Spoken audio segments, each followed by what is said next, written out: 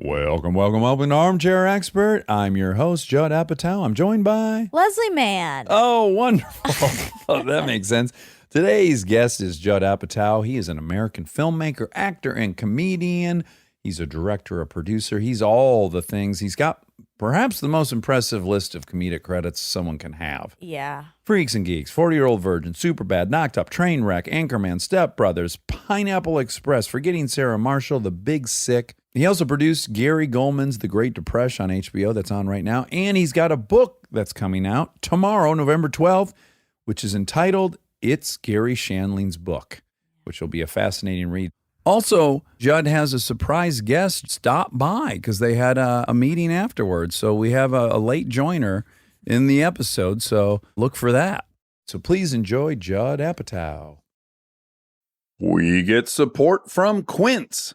So we've been talking about Quince a lot lately, and as we head into fall, it's the perfect time to reset your wardrobe with their amazing pieces. I think it's so fun to do when the seasons turn over to just spruce up your wardrobe with a couple specials, and Quince is the place. Totally. We're talking organic cotton, Mongolian cashmere, tailored chinos from just $60. Premium fit and quality you'd expect from a luxury brand designer. I love Quince. You know, I like it understated and subtle, and I like stuff that has high quality. And Quince checks all those boxes. I love a lot of stuff from Quince. Honestly, they have incredible premium denim, which is very important for fall. It's pretty much all I wear in the fall is denim. And Quince has such a good selection of quality denim. Their stuff is so versatile, timeless, and built to last that you just grab every single day without thinking. Right. And all of that for 50 to 80% less than similar brands. They go direct to ethical factories, cut out the middlemen, so you get all that quality without overpaying for it. We love that. And they do way more than clothes. They have bedding, cookware, bath essentials, travel must-haves, same deal, and great quality. Upgrade your everyday. Download the Quince app for app-exclusive offers or go to quince.com/Dax. Get free shipping on your order and 365-day returns. Now available in Canada and the UK too. That's QUINCE.com/Dax. We get support from Skims.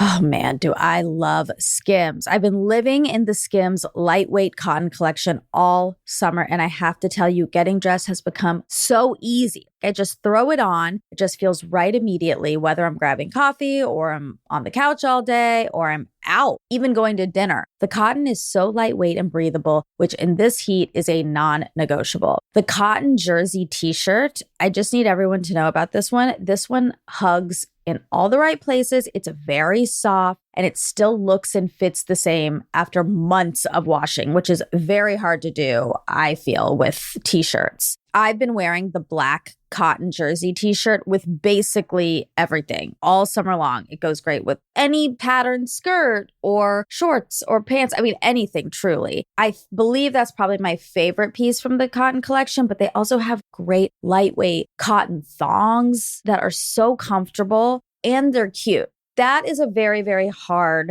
mix to achieve, especially with undergarments. I feel if you can find some that are cute, but also comfortable and do the job, that is a win. And Skims has really, really figured that out with the lightweight cotton collection. Shop Skims cotton and all of my favorite pieces at skims.com. After you place your order, be sure to let them know we sent you. Select podcast in the survey and be sure to select Armchair Expert in the drop-down menu that follows. He's an armchair expert. He's an armchair expert. He's an armchair expert. Leslie sent her best, by the way. How is Leslie? She's doing great. You guys have been married for 23 or been together 23 years? Since 95. That's fucking crazy. Yeah. Do you ever marvel at the span of time yourself? At my longevity, have we started? Is it Yeah, we're happening? started. ABR. Are we ABR. slipping in? We're Yeah. slipping in. I marvel at anything that works. Yeah, we met in 95, and yeah, it's been a long, great ride. But, you know, it's simple. You may feel this way.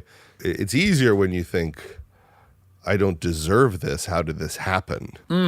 You mean that in that it makes you a better partner, or? Yeah, because you just know. If we're fighting, I'm wrong. And Okay. I'm glad she's still here. I don't understand why she's not trying to escape. Uh-huh. And Yeah, because the money's now half hers, right? I mean, in some level, laws of California, half the shit's hers. you go straight to the cash talk. Of course I do. To you, it's all That's- about getting to the how would we split up the money? That's what this Yeah, show's well, I basically goes- about. I generally go straight towards whatever I fear surrounding. I look at it just like, okay, she's got her George of the Jungle stack. Then I got my Jill Big Taylor stack. Uh-huh. We got all this in paperwork figured out. We got Celtic Pride and heavyweights money over here. We've got. He's sandbagging. He's Yeah. being so. These are not his hits, Monica. I'm familiar with the hits. You know what's funny? I was just telling Monica last night. I was like, yeah, the wild thing is I knew Leslie, not in 95, but darn near, like 97 Yes. maybe. Sure. Met her in the Groundlings. We were both in like level 1 or 2. Yeah, I remember when she was doing it. Yes. And I was telling Monica the really confusing thing about Leslie, we were all dead broke. And, Yes. and when we went outside, she had a brand spanking new 4-door Tahoe. Well, or that's Denali. from commercials. Yeah. In the early Okay. days, especially back then, I don't know what the residuals are. Monica knows really well.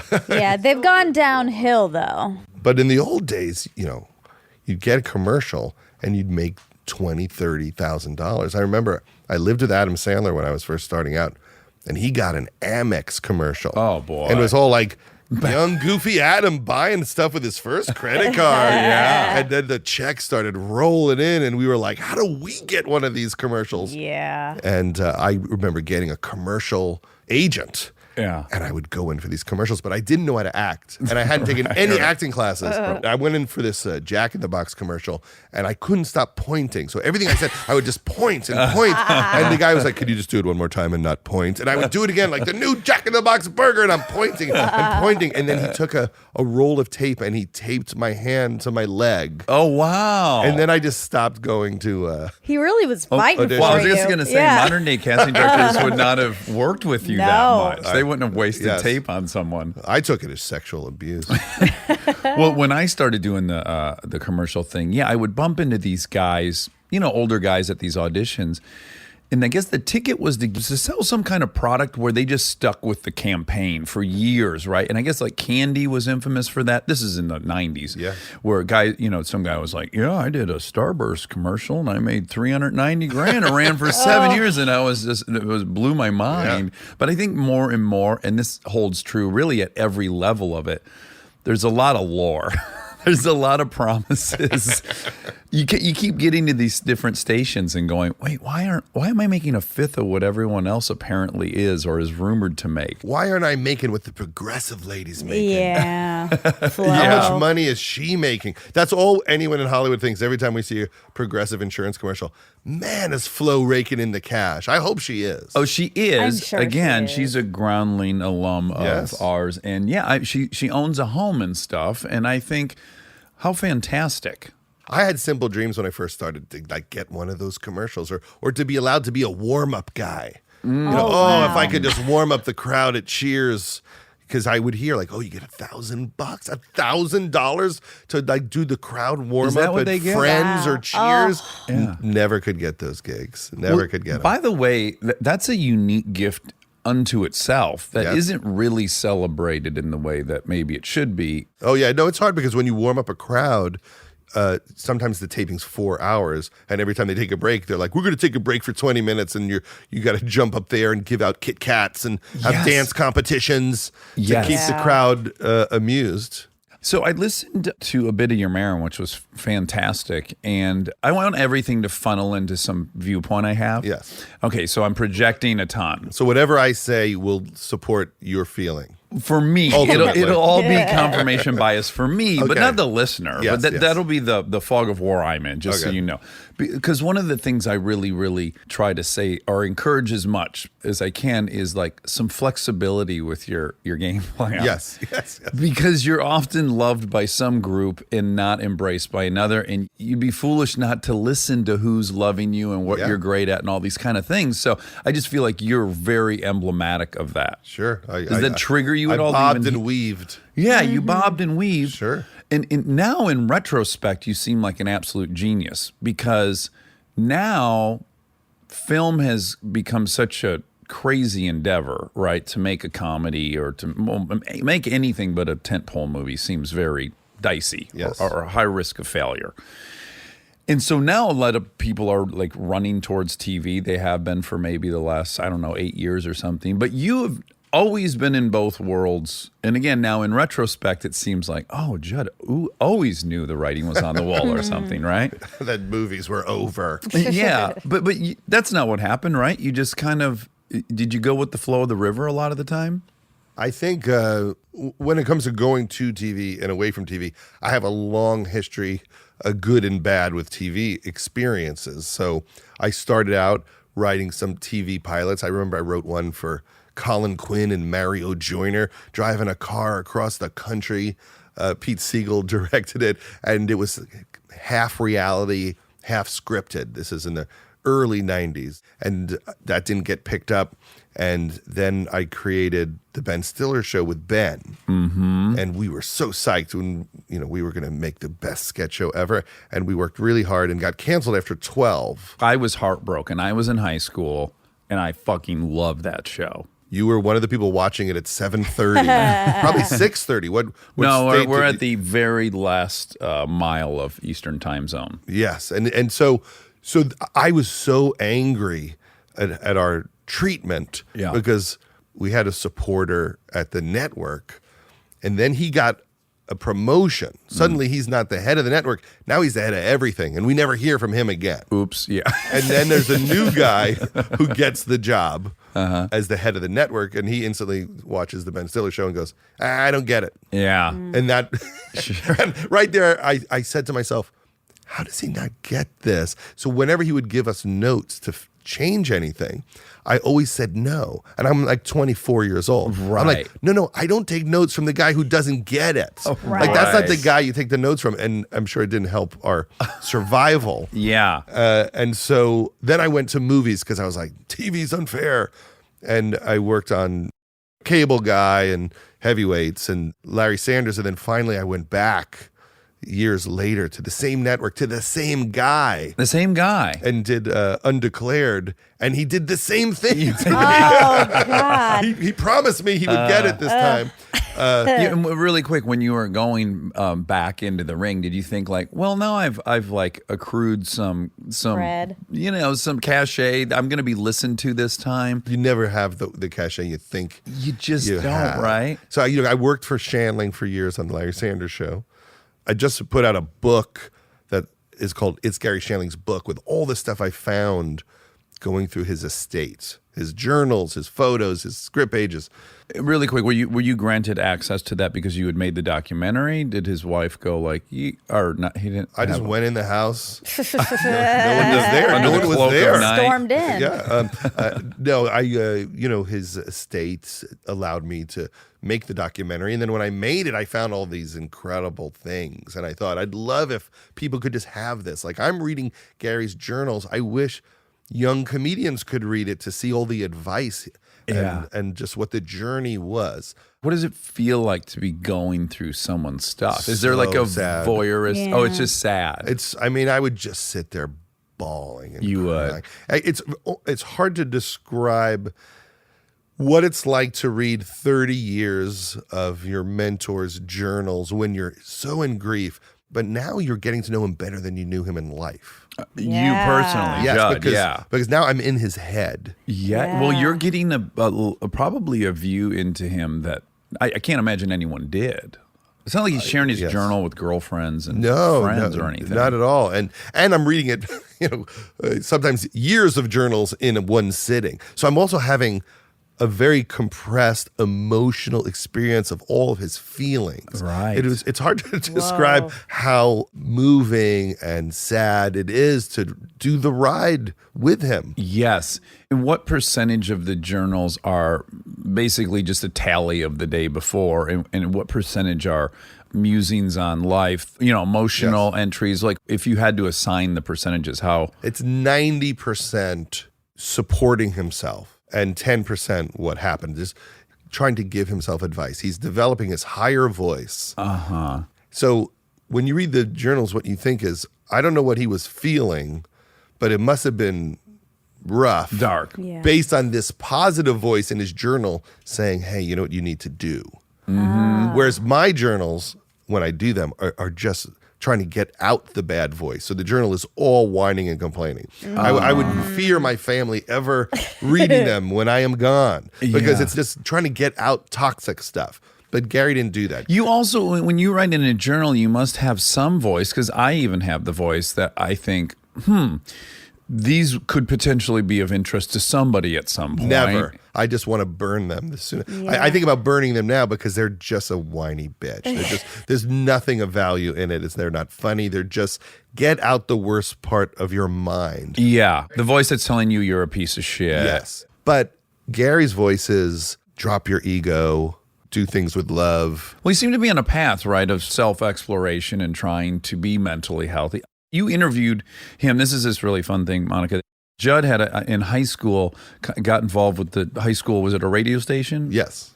And then interviewed all these people when he was 16 years old, like So Seinfeld cool. and Shandling and you name it. You somehow got your way. And he has all the tapes. Oh, that's so cool. Very fascinating on a lot of levels. But Shanley, it was revealed in that he was a writer of sitcoms and then decided to do stand-up. So I thought one of the funniest things, I didn't have time for it in the documentary, but Gary started out, he wrote some episodes of Welcome Back, Kotter and Sanford and Son. Mm-hmm. So I'm talking to the guy who was Gary's boss at Welcome Back, Kotter.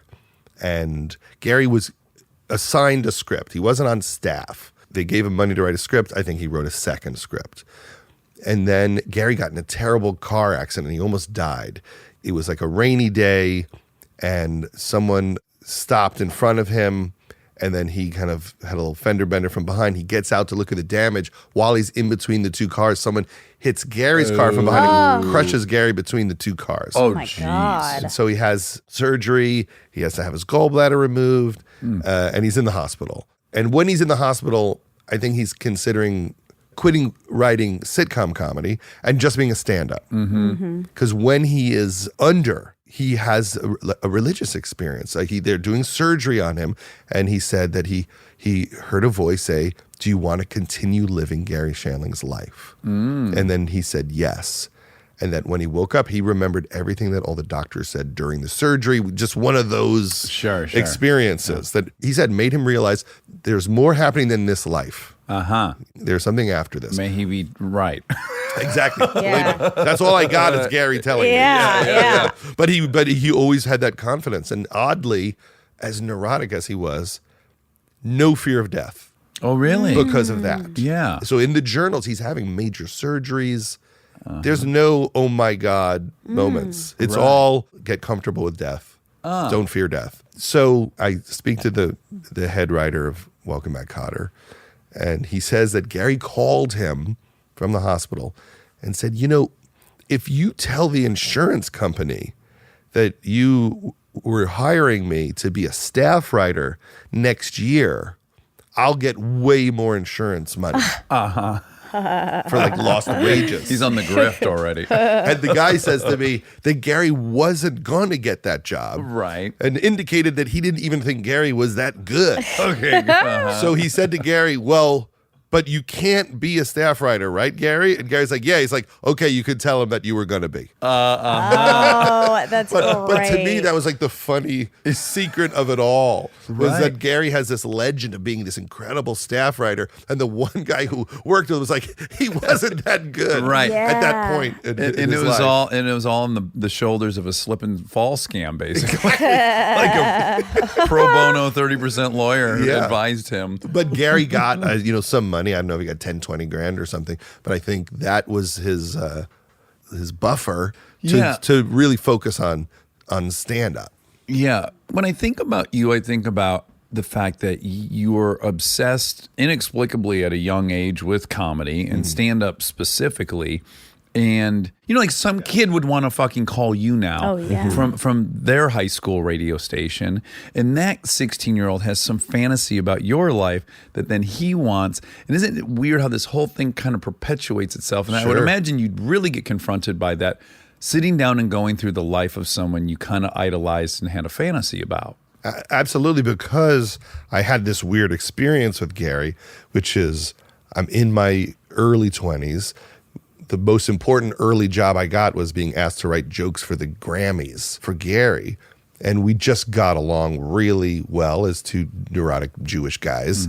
And he took me to New York to watch them rehearse and shoot the Grammys and be on stage. Right. And I'm 21, 22 years old. Yeah. And now I'm on stage with Sinatra and Bono and Peter Gabriel's running by and Springsteen and Vogue. Oh, sure.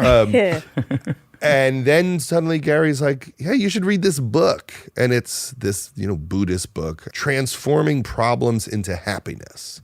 Now, I had no religion at all. Right. And suddenly he's like, I think this would help you. And the book has a very simple Buddhist premise, which is when bad things happen, you should think, oh, this is an opportunity to fix something about myself or learn something about myself. So actually, every time you get a problem, you should be psyched. Right, because it's going to mark an episode of change probably, Yes. or evolvement. And as a guy with no spiritual background, parents didn't take me to temple once. My whole life, their only religion was nobody said life was fair. That's all I heard in my house. That's a pretty good religion.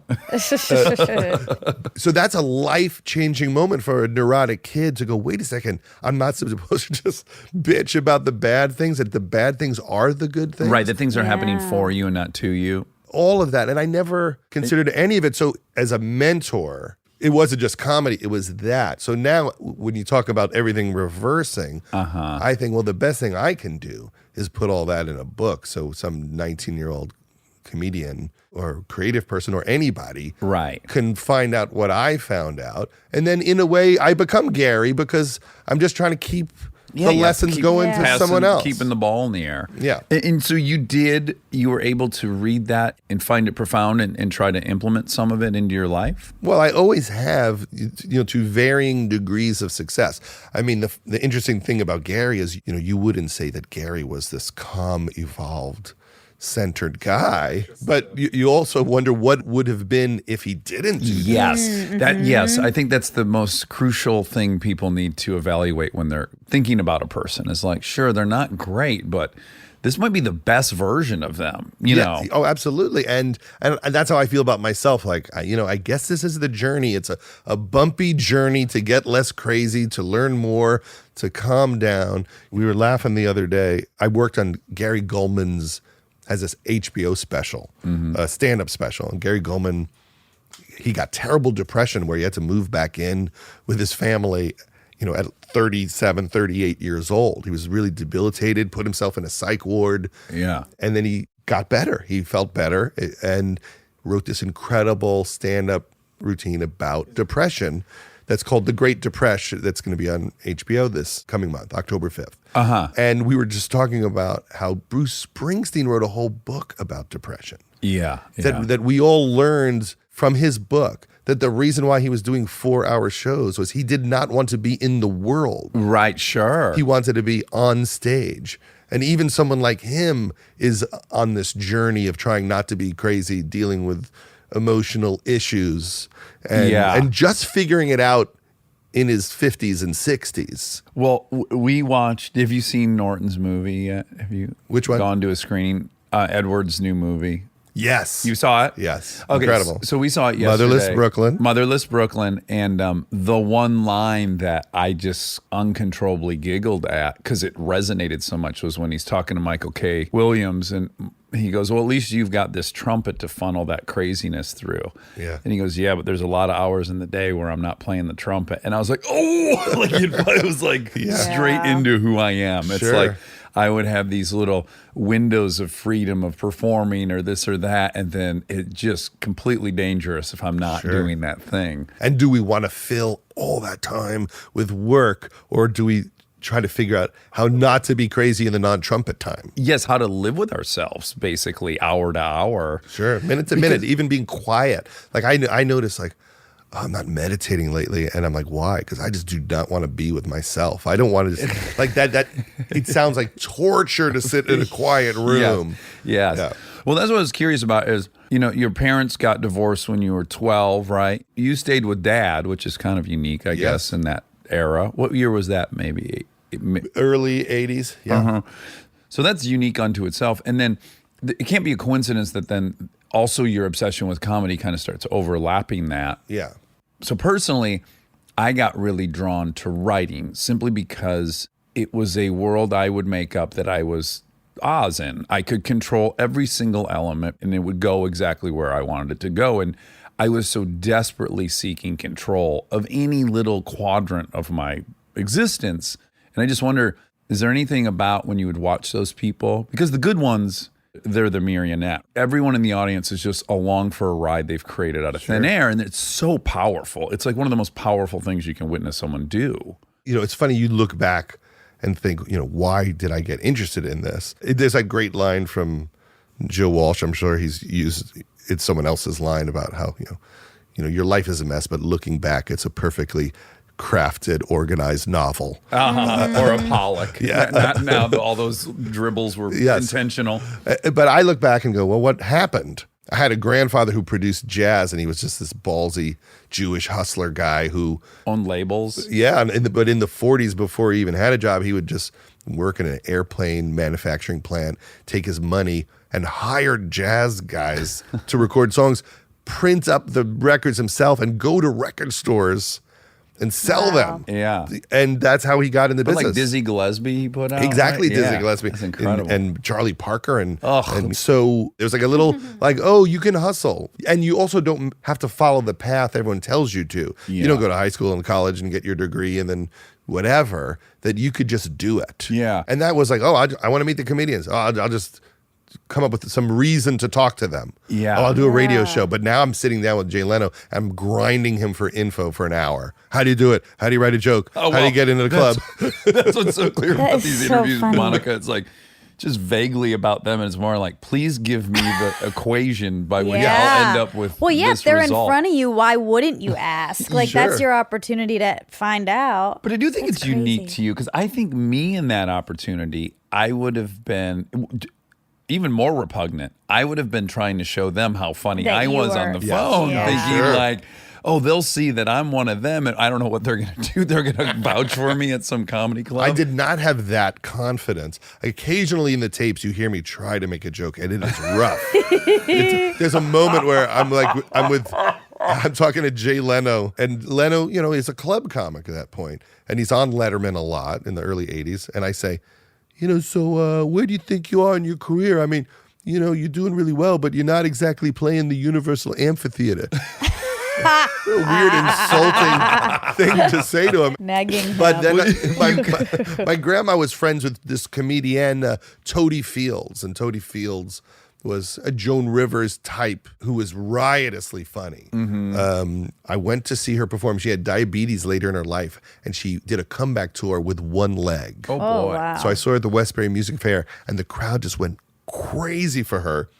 And I think on some unconscious level, I thought, I kind of feel like someone with one leg. Like I feel different. Yes. And look she's getting standing ovations, and they adore her for her personality. And that's what I liked about stand-up. Like, oh, you don't have to be the most handsome person. You don't have to be the quarterback. Yeah, that's liberating, right? Yeah. Comedians more than any group come in every shape and size and ethnicity. Yeah. And, yeah. And you're thought of as cool. Like, wait, the weirdos are cool? Yeah. Yes. That hit me hard as a little kid. also a total meritocracy in that if you slay, and people Yes. will come to see you, and there's no power dynamic that you have to manipulate in that way. I like that because I was always picked last in gym class. And I hated that other people decided my value. Yes. And I did think that, like, oh, Eddie Murphy's the funniest guy in the world. Like, there's no way he's going to be mistreated if he can be that funny. Yes. He's going to win. Yeah. And so, yes, the meritocracy aspect of it, I felt comfortable with. And then people would say, well, it takes like 10 years to figure out how to do it.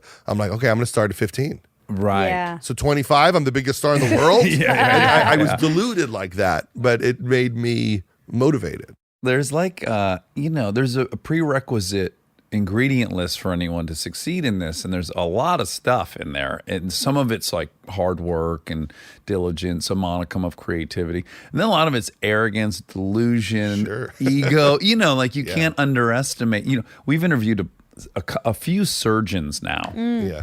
And surgeons are the only people I've talked to that approach us as far as their just Level of unbridled arrogance. arrogance. It's crazy. Cut open your brain. Yes. And I know what to do with your brain. Yes. I can do it. And it's like, well, hold on. Why? No one can get in someone's brain and tinker, but you must believe that to succeed at it. So it's like, I think all of us try to like wrangle it and point it in a productive direction and then stay on top of it enough, but let it go enough. I mean, it's really a wild horse to be riding at all times. Because as you said, like when you co-created the Ben Stiller show, you were virtually the showrunner of that, right? Yeah. Or you were officially the showrunner? Yeah, me and Ben. And that's the single hardest job in Hollywood, being a showrunner.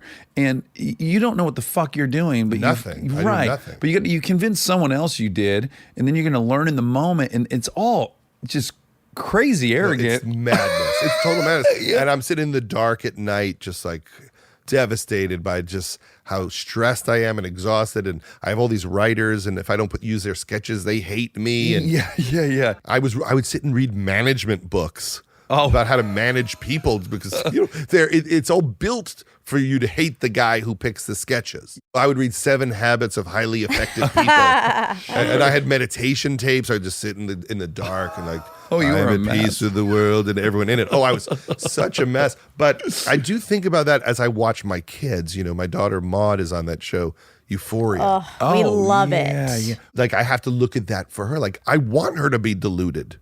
Right. Yeah. Like, oh, you want to be in this business? Well, you have to be this insane person who thinks that you can win. Yeah. Who yeah. thinks you're going to get the parts, who can show up on a set with 100 people and do your scene without being nervous and just kick ass. And it does take this bizarre level of confidence. Like I lived with Sandler, and there was just a vibe around him like, this is the guy. Right. He's a chosen one. He's going to do it. And in my head, it was so clear Adam is going to be the biggest comedy star in the world. But I look back on it and go like, what was my proof at the time? He was in a room with a mattress with no sheet. Right. Yeah. He would do phony phone calls all night because he just was so bored. He would do phony phone calls alone. He had all this energy. What a purist. And he, what was he? He was like an MTV like sidekick on a game show. So in my mind, I was so deluded Sure. that this was inevitable just based on his talent and charisma. But like, oh yeah, this is definitely going to happen. I wonder when it'll happen. Right. But this is going to happen. But looking back, like we were just 2 lunatics in a tiny $900 a month apartment. Oh, yeah.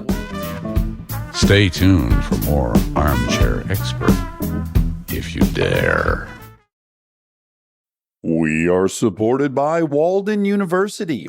You know that feeling when you've been thinking about making a move, going after the degree, the promotion, that thing you keep telling yourself you'll get to someday? Walden University is built for that moment. For over 50 years, Walden has helped working professionals get the W, the knowledge, the skills, and the confidence to create real change in their careers and communities. Their programs are designed around your life, not the other way around. With Tempo Learning available in select programs, there are no rigid schedules or set weekly deadlines. You move at your own pace. And Walden's faculty aren't just academics. They're practitioners who bring real-world experience into everything they teach. From your first class to career coaching and beyond, Walden is your partner the whole way. Take the first step and learn at a pace that works for you. Visit waldenu.edu.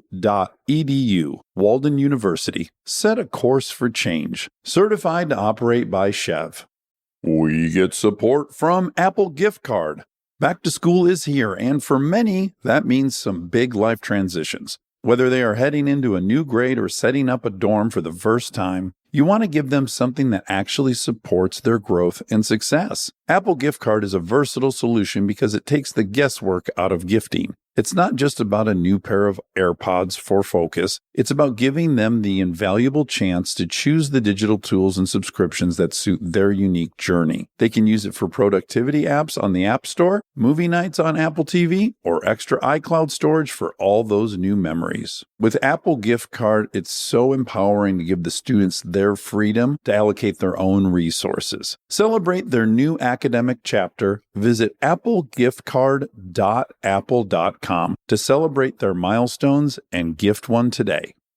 This episode is brought to you by SoFi, the all-in-one finance app where you can bank, borrow, and invest all in one place. Let's talk bank accounts for a second. The average bank savings rate is 0.39% in interest. You're earning pennies on your savings, but it does not have to be that way. With SoFi high-yield checking and savings, the money barely making moves sitting in your savings account can earn over 8 times the national average savings rate with eligible direct deposit. No account or overdraft fees, which feels rare these days. You can get your paycheck up to 2 days early, perfect for getting ahead of a bill or grabbing what you need right when you need it. Plus, get up to a $300 welcome bonus when you sign up with eligible direct deposit. Sign up for SoFi checking and savings at SoFi.com/armchair. SoFi checking and savings is offered through SoFi Bank NA, member FDIC. Terms apply. This episode is brought to you by ServiceNow. Look, I have my dream job. I get to talk to folks I admire like crazy and ask them virtually any question that I want to. I can't imagine a better way to spend my time. But even dream jobs have some not so dreamy parts, the stuff that gets in the way of the actual work. Now, that's where ServiceNow's AI specialists come in. They don't just tell you what you should do about your busy work. They actually do it, start to finish. Cases closed, requests handled, no extra work for you. So you and your team can focus on what matters most, which for me is, are they obsessed with male bodies on the same level as I am? They never are. To learn how to put AI to work for people, visit servicenow.com.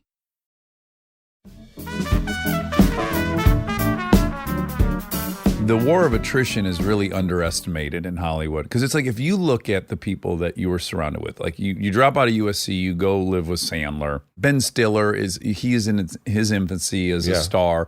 All these different people, and then slowly, just over time, you kind of look around. And you're like, this is impossible. Every one of us somehow found an outlet. It's like encouraging, and then it also really shatters the delusion of the people that were before you that you held in some esteem, right? Did you have these moments where like, oh, I guess they were fucking human. They were just a group. They were just a group. Like Saturday Night Live or Monty Python.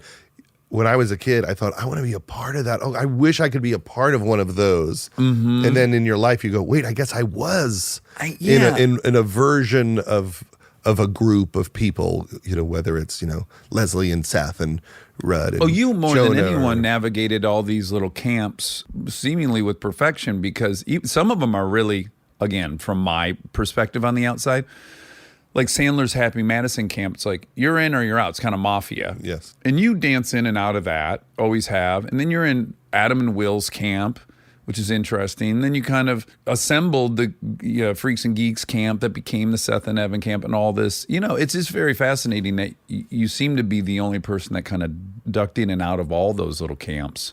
I think it's just because I'm built to be a supporter and someone that sits with people and goes, what are we doing? What do you want to do? Do you have any stories? Do you have anything?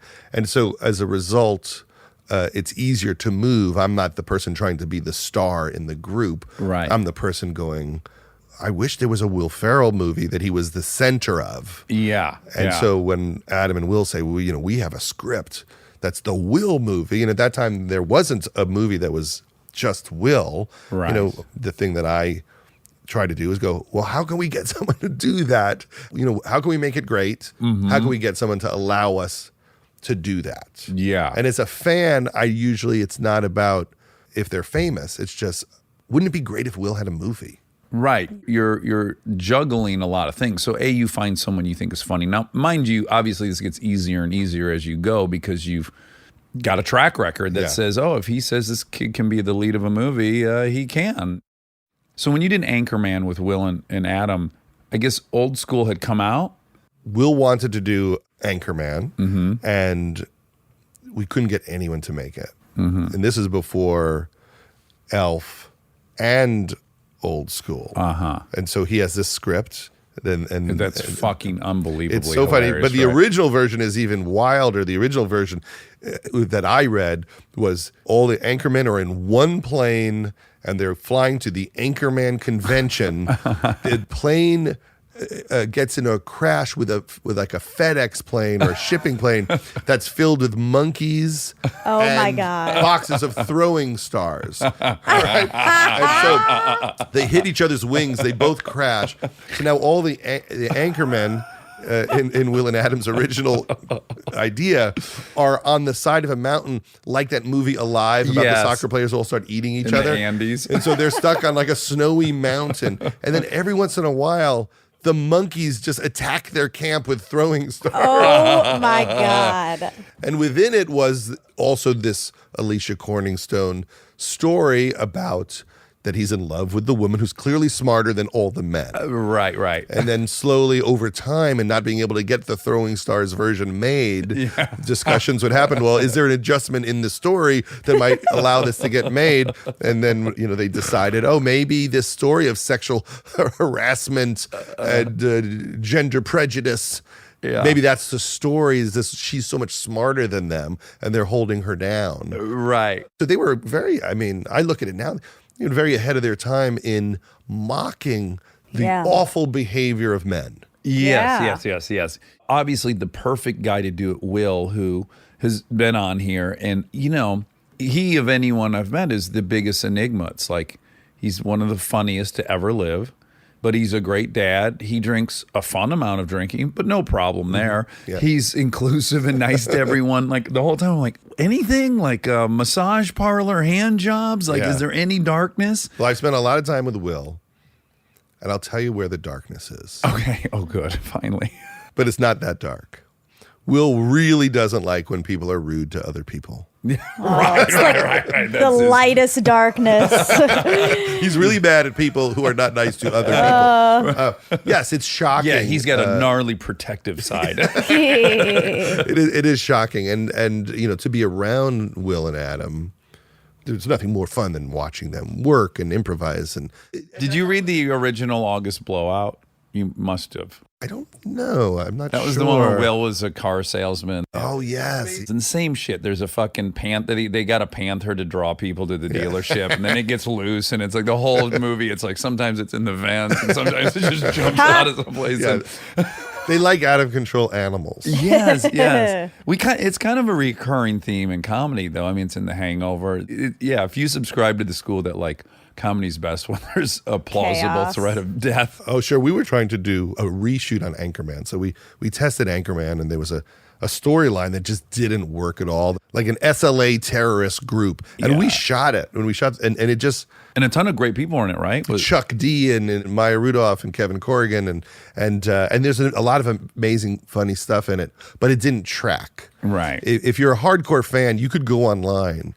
And Adam literally edited a second Anchorman that is that story, because he cut out so much of it that he was able to assemble a completely different movie. Wow. That we put out a 2 DVD set that had like Ron Burgundy, The Adventures Continue or something. And it is really funny, but it didn't work when we tested it. Like it wouldn't work as a commercial version of the movie.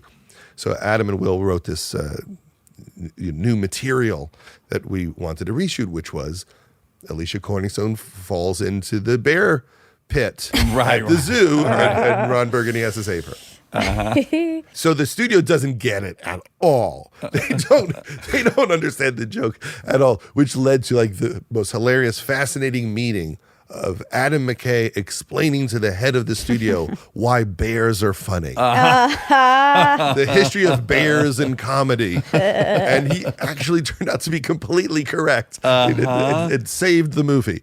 To add the bears. Well, what's really funny is I remember Brill and I had just got back from New Zealand. Yes, and I remember. Without a paddle, and we had a big bear sequence, and I remember him calling me like, "There's a bear sequence," and they like panicked somehow, and I'm like, "I think there's room in the marketplace for two bears." He was competitive. Well, no, he's just worried, like, "Oh shit, there's a fucking bear thing now in Anchorman." But you worked with real bears. Bart the bear, which is in Did he kill someone, Bart the bear? Well. Because there was a bear that Will worked with that killed the trainer. Yeah. And when we worked with the bears, we would go visit the bears, and there's like an electric fence around Well, them. and tell people how tall the electric fence is. It's 4 inches off the ground. Yeah, it's just a fucking wire Yes. around your ankles. And so that's how the bear knows not to like run at you when you visit the bear's home. So, but when the bear comes to a set, what they do is they set up string on the set. It's not electric. To replicate. The bear thinks it's Oh, electric. boy. Yes. And so it's So terrible. I worked with Dicey. Bart the bear, who's a brown bear. Yeah. He's the one that Doug, the famous trainer, trained. And Brad Pitt made a documentary about this guy. He was in The Edge and all these. He's a very famous bear, incredible career. And I get to set and. A couple things. Bart he lives in Utah. They flew him to Seattle, then to Alaska, then to China, then down to New Zealand. He was the first bear ever to be in New Zealand. They're not nocturnal, but it was all night shoots with Bart. They're keeping him awake with a saucepan full of coffee and a saucepan full of donuts. They tell us, here are the rules with Bart. Don't ever look him in the face, in the eyes. Don't be afraid around him or he'll sense it, and never run around Bart. And I promise you, my first scene in my very first movie ever as an actor, Burl goes, okay, so the guys can see the bear behind you. You can't see it. Then eventually it occurs to you there might be something behind me. You turn around, look at Bart, scream, and run away. And I was like, but wait, those are all three of the rules in one thing. Why won't Bart chase? Oh, because of that electric thing that's not electric. And again, I think because it was my first movie, I was like, Horrifying. okay, sure, this is a movie set. I'm safe. Yeah, you don't know. You No. don't know. Leslie know. had one on George of the Jungle where she shows up to work, and then you're here, the lion's right here next to you, and Leslie's like, "Who's gonna handle the lion if something happens? Like, what equipment Yes. do you have to deal if the lion Where's leaves?" the 30-06? And they're like, "No, can't have anything on set. It senses it." So we have nothing. Yeah, and I think in terms of those things, when you look back, you think, I have created dangerous situations because I'm green. Yeah. And I didn't have someone to go, don't do that. Well, by the way, and that extends to a billion things now, Sure. Especially at the rate we're evolving, which again, I'm in favor of. I was telling Monica, there was a scene in Without a Paddle where it's like, I pop up out of this weed field and someone's got a laser pointer on my forehead.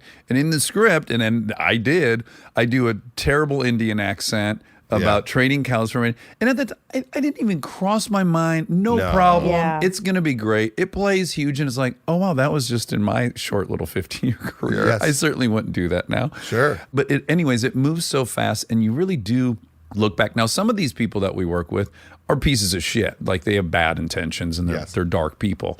And then a lot of us, I just think, suffer from and the same arrogance that got us in the room going like, well, I understand why this is funny and you will too if I execute this correctly. And then in retrospect, you're a little bit like, yeah, but there's a lot of arrogance going on in my conviction about that. Yeah. I should have said no. Right, or I just, it's weird. It's the thing that makes you good at it is also your Achilles, obviously. That's probably not unique to our thing, but Because you just want it so bad that you don't have the other conversation. and you start from a place of, oh, I have a point of view about fucking Seinfeld and traffic. I have a point of view no one has. I have to introduce you to it and bring you into it. And once you see it, you're going to get it and love it. But no one bats 1,000. Yes. You're going to fail most of the time. I mean, I always say, if I make 3 good movies out of 10, I am rocking this industry. Right. Yeah. But especially I would imagine the way that you shot. Because I once, early on in that same period, I was friends with Shauna, who used to produce with you, Shauna Robertson, who introduced Kristen and I. So in very bizarre ways, you're somehow involved in, Yes. In this your life. romance. Yeah. If I didn't work with Shauna, Shauna wouldn't work with your wife. Yeah. Right, because they met on Sarah Marshall, which Yes. you produced. And right when they got back from that is when I met her. I got to go to set of Knocked Up. I was watching you guys shoot the club scene where Craig Robinson. Okay. Oh, you were there. Danny McBride was there that night too. Yes, it was a very Just visiting that It was a very night. cool night because yes, I was just visiting Craig Robinson. He must have said 10,000 things to those ladies before he let them in the I club, bet. right? Oh. It was rough. It was rough. But this is the kind of point people want to ignore is like to find the appropriate line, you must step over it repeatedly. Yes. It's like you throw a bunch of shit at the wall. Everyone collectively agrees. Ooh, that one's too far. So let's. Yeah. But in an improv scenario, that you're just watching It's it in front of real everyone, time. right? Yes, and I was going through drawers a while back, and I found all these little pieces of paper, and they were the pitches from Seth and Evan, Seth Rogen and Evan Goldberg, from that night. Oh, wow. So I'm directing, but Wow. they would hand me little pieces of paper, with stick 'em on them, and it would just say like, "I can't let you in. You old as fuck." Yeah. I remember you yelling. I specifically remember you yelling that. Yes. And I'd So never seen funny. anything. Well, I'd only been on 5 sets, but I had certainly never seen that where someone's just in a scene for 12 minutes and then you just tried a million things. Yeah, and so it's just a sea of abuse back and forth. Yes. I remember when Craig came in to audition, and the Office just started. Maybe he was on it once or twice, and so I didn't really know him. And I thought, my God, is this guy riotously funny? Like you Yes. don't get any funnier than this. And it is the scene. That's the scene that people mention the most. And Because he says you're old as fuck. Is that the trigger? What's the trigger? it's just the doorman. It just ends with Leslie screaming, doorman, Right. and yelling at him. And then she's so mean to him. And then he's like, I'm sorry. It's just, I'm under a lot of pressure. Oh, yeah. When he starts talking about the percentages of people he has to let in all the the club. hot people he's got to let in. And so Leslie and I, we go to see Beyonce and Jay-Z at the Rose Bowl. Of course. And afterwards, someone says, you want to go to the party? And so we go to this party, and suddenly Jay-Z walks in, and he walks up to me. And he goes boy. like, oh my God, that scene, Doorman, with Craig Robbins, that's my favorite scene of all time. We watch it all the time. And he turns to his friend, what did we watch last night? He's like, oh yeah, Knocked Up. And then he's like, can you stay? And because Beyonce's coming. And if you leave, she'll be mad at me. And I'm like, oh my God, I could cause marital problems between Jay-Z and Beyonce right now. Yeah. And then Leslie walks in, and Beyonce runs to Leslie and goes, oh my God, Doorman. That's our favorite scene. Yeah. When you've reached Beyonce and Jay-Z, Oh yeah. It's time to New levels. retire. you got to shut it down. Yeah. You got to shut You it got down. to all downhill from there. Yes. It is really fun, isn't it, when you get kind of compliments from people outside your realm or people you it's respect hysterical. in some bizarre way. And I can tell you my version of that story, Yeah. which is still maybe the highlight of my life. I got taken to a Lakers game by my agent, and it was the old Endeavor seats that were directly next to the Lakers bench. So the Lakers bench ends, and the very next seat on this given night was Dak Shepard. I am feeling like I'm on the Lakers because when they come into a huddle on a timeout, I'm right there and I'm listening. And they call one timeout, and they all come back, and they're right next to me, and Colby's standing, and the rest of the guys are sitting, and he's like, Derek, you got to you D up on this. I saw you walked out you're not supposed to be on the arc. Oh, damn. Oh, you a funny motherfucker. Leans in, taps me out, and then goes back to yelling at the guys. And I look at my agent, Greg Siegel, and I was like, I'm on the fucking Lakers right now. I'm on the Lakers. Oh, that's the best. I had season tickets for years because I was writing a basketball movie. So I got season tickets. So I got to see the Celtic whole pride. Yes, Yeah. the whole ride of Kobe from those seats. Yes. So Kobe is at the Beyonce show, Uh-huh. and he says to my wife, he goes like, "You used to go to the games." Oh, really? Oh my God! Yeah. Wow. you never think anyone to. But of course, when you put Yeah. yourself in their shoes, it's like, well, in fact, if I were a Laker, I would be caught staring at Jack Nicholson probably every game. I'd That's miss all a you do. pass just staring at him. Yeah, I that's what I used to do. I'm like, oh my God, there's Penny Marshall again. Yeah. There's a few people that are there at every game, and you're trying to figure out, like, what is that person, a real estate developer? Like, you want to know those people. You want to know all their jobs. Yes. Don't you find, do you have this too, where it's like, I know I hit the lottery. So I feel like, how did I end up in this neighborhood? And then when I meet fellow people in my community, it drives me mad. Like, well, how did this dude my age end up getting money for this house? Like Rob McElhenney, and we always talk about this because he lives on a beautiful street in the Palisades, and all of his neighbors are filthy rich. And anytime he meets one of them that's his age, you're like, I don't trust fund. Why? You're like, I hit the lottery. What did you do? I never think that way. Oh, wow. I don't. That's not a thing with me. It's not a preoccupation. I more just think about, why do my neighbors not want to talk to me? Okay. So I walk around. I take long walks, and I'll see people, and I'm like, why does that person not want to talk to me? Or how come I'm not friends with anyone in this neighborhood? And occasionally I'll like knock on someone's door, like in the business, you know, I'll like, You'll just drop in. Well, like James Corden lives down the street. And so I'm like, well, I'll just knock on his door.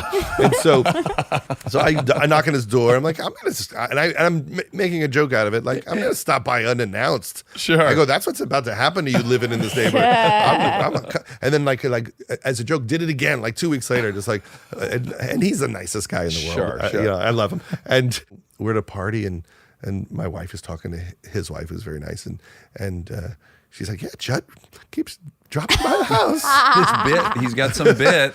And my wife's like, I don't think they want you to come over. I'm like, they love it. I think they love it. She's like, are you sure they love it?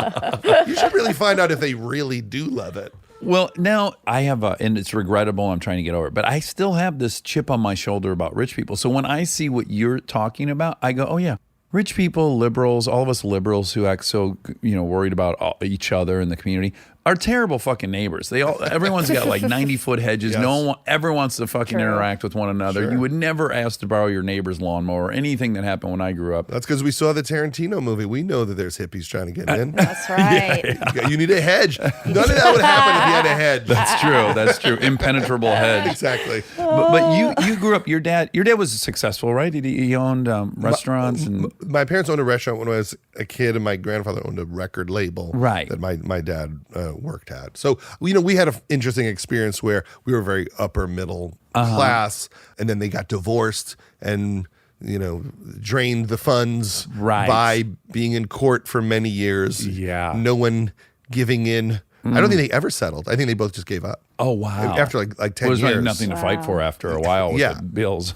Let's split up this $10. And that's what would happen in my neighborhood. You'd be in a nice house, and then your parents would get divorced, and you'd move into these little condo communities. Oh, sure, so, sure. So if someone moved to like Hidden Ridge, you're like, oh, their parents must have got divorced. 'Cause they just moved to Hidden Ridge. Yeah. Or Fairhaven.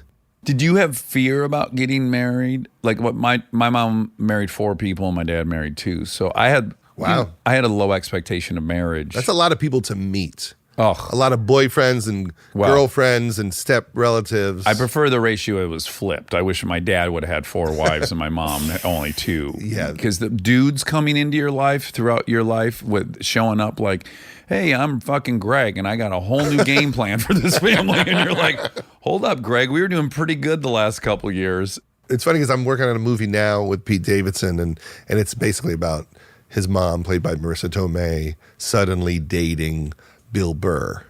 And it is about him trying to ride that relationship. Yeah. It's about a lot of things, but what I related to was what I had to deal with as a kid, my parents dating other people. And it was a very, very strange thing, especially when you're little, because no one even talks you through it. No one says to you, hey, by the way, I know this is weird. That's the weirdest part. Yeah. No, Yeah. at least now maybe they do, but back in the 80s, the early 80s, no one said, here's why it's uncomfortable, and here's how we'll work through you realizing that your parents are sexual beings. Yes, who have needs that need to be Yes. met. Having come from that background, when you and Leslie got married, did you like go, oh, I need a different game plan? Or what made you go, I do believe in this thing, I can make this work? Or was it not like that? I think I more thought about the kids generally because I felt as a little kid and a kid from a divorced family that I didn't feel that, especially my mom wasn't that tuned into my experience. Mm-hmm. She was very traumatized by the fact that she was getting divorced. She didn't see that coming in her life, and I think it cracked her a little bit. Well, she went to work as a hostess at a comedy club, right? Yes, that's how I first Got went to in a there. comedy club, and because my mom was very middle aged, she just played tennis all day and was just very sweet and into being a mom. And then I think she got very traumatized and angry, and then suddenly she's a waitress, and she was funny in the fact that she came from a successful family, and so when she had to go work, Yeah. she was not happy. It was about humiliating. It was humiliating to be suddenly the waitress in town. But as a kid, more what was affecting me was my mom's hatred of this work. And as a little kid, I thought, I think it's kind of cool to be a waitress. Uh-huh. Like, I thought it was awesome that my mom was waiting tables and taking care of herself. I just thought it was work to be proud of. Like, I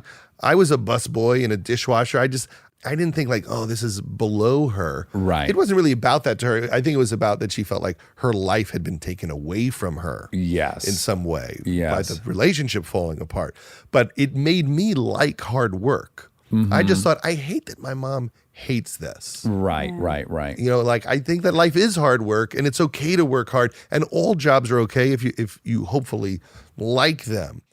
You stayed with Dad. Were you? She moved out. Okay. My thing You was just like, stayed at home. I'm staying in the house. I got you. I don't care you. who's here. I got Were you an only child? I had an older brother and a younger sister. Got it. Same But setup my as me. sister left with my mom for periods. My brother moved to California. So I was in Alone certain a periods lot. with one sibling or neither of them. Like, the whole family just kind of Yeah. went bonkers. It grenaded. For like 10 or 20 years. Yeah. Or you could say forever. Currently. Right. Sure. Stay tuned for more Armchair Expert, if you dare. Living your best life means being extra where it counts and skipping the extra where you don't need it. Like in your cleaning products. That's where Seventh Generation comes in. Their bio-based cleaning power delivers a powerful clean with nothing extra in the bottle. Need a dish soap that cuts through the tough grease? A detergent that tackles the worst stains and odors? Seventh Generation handles it all without any dyes or artificial fragrances. Real clean doesn't have to come with a long list of add-ons.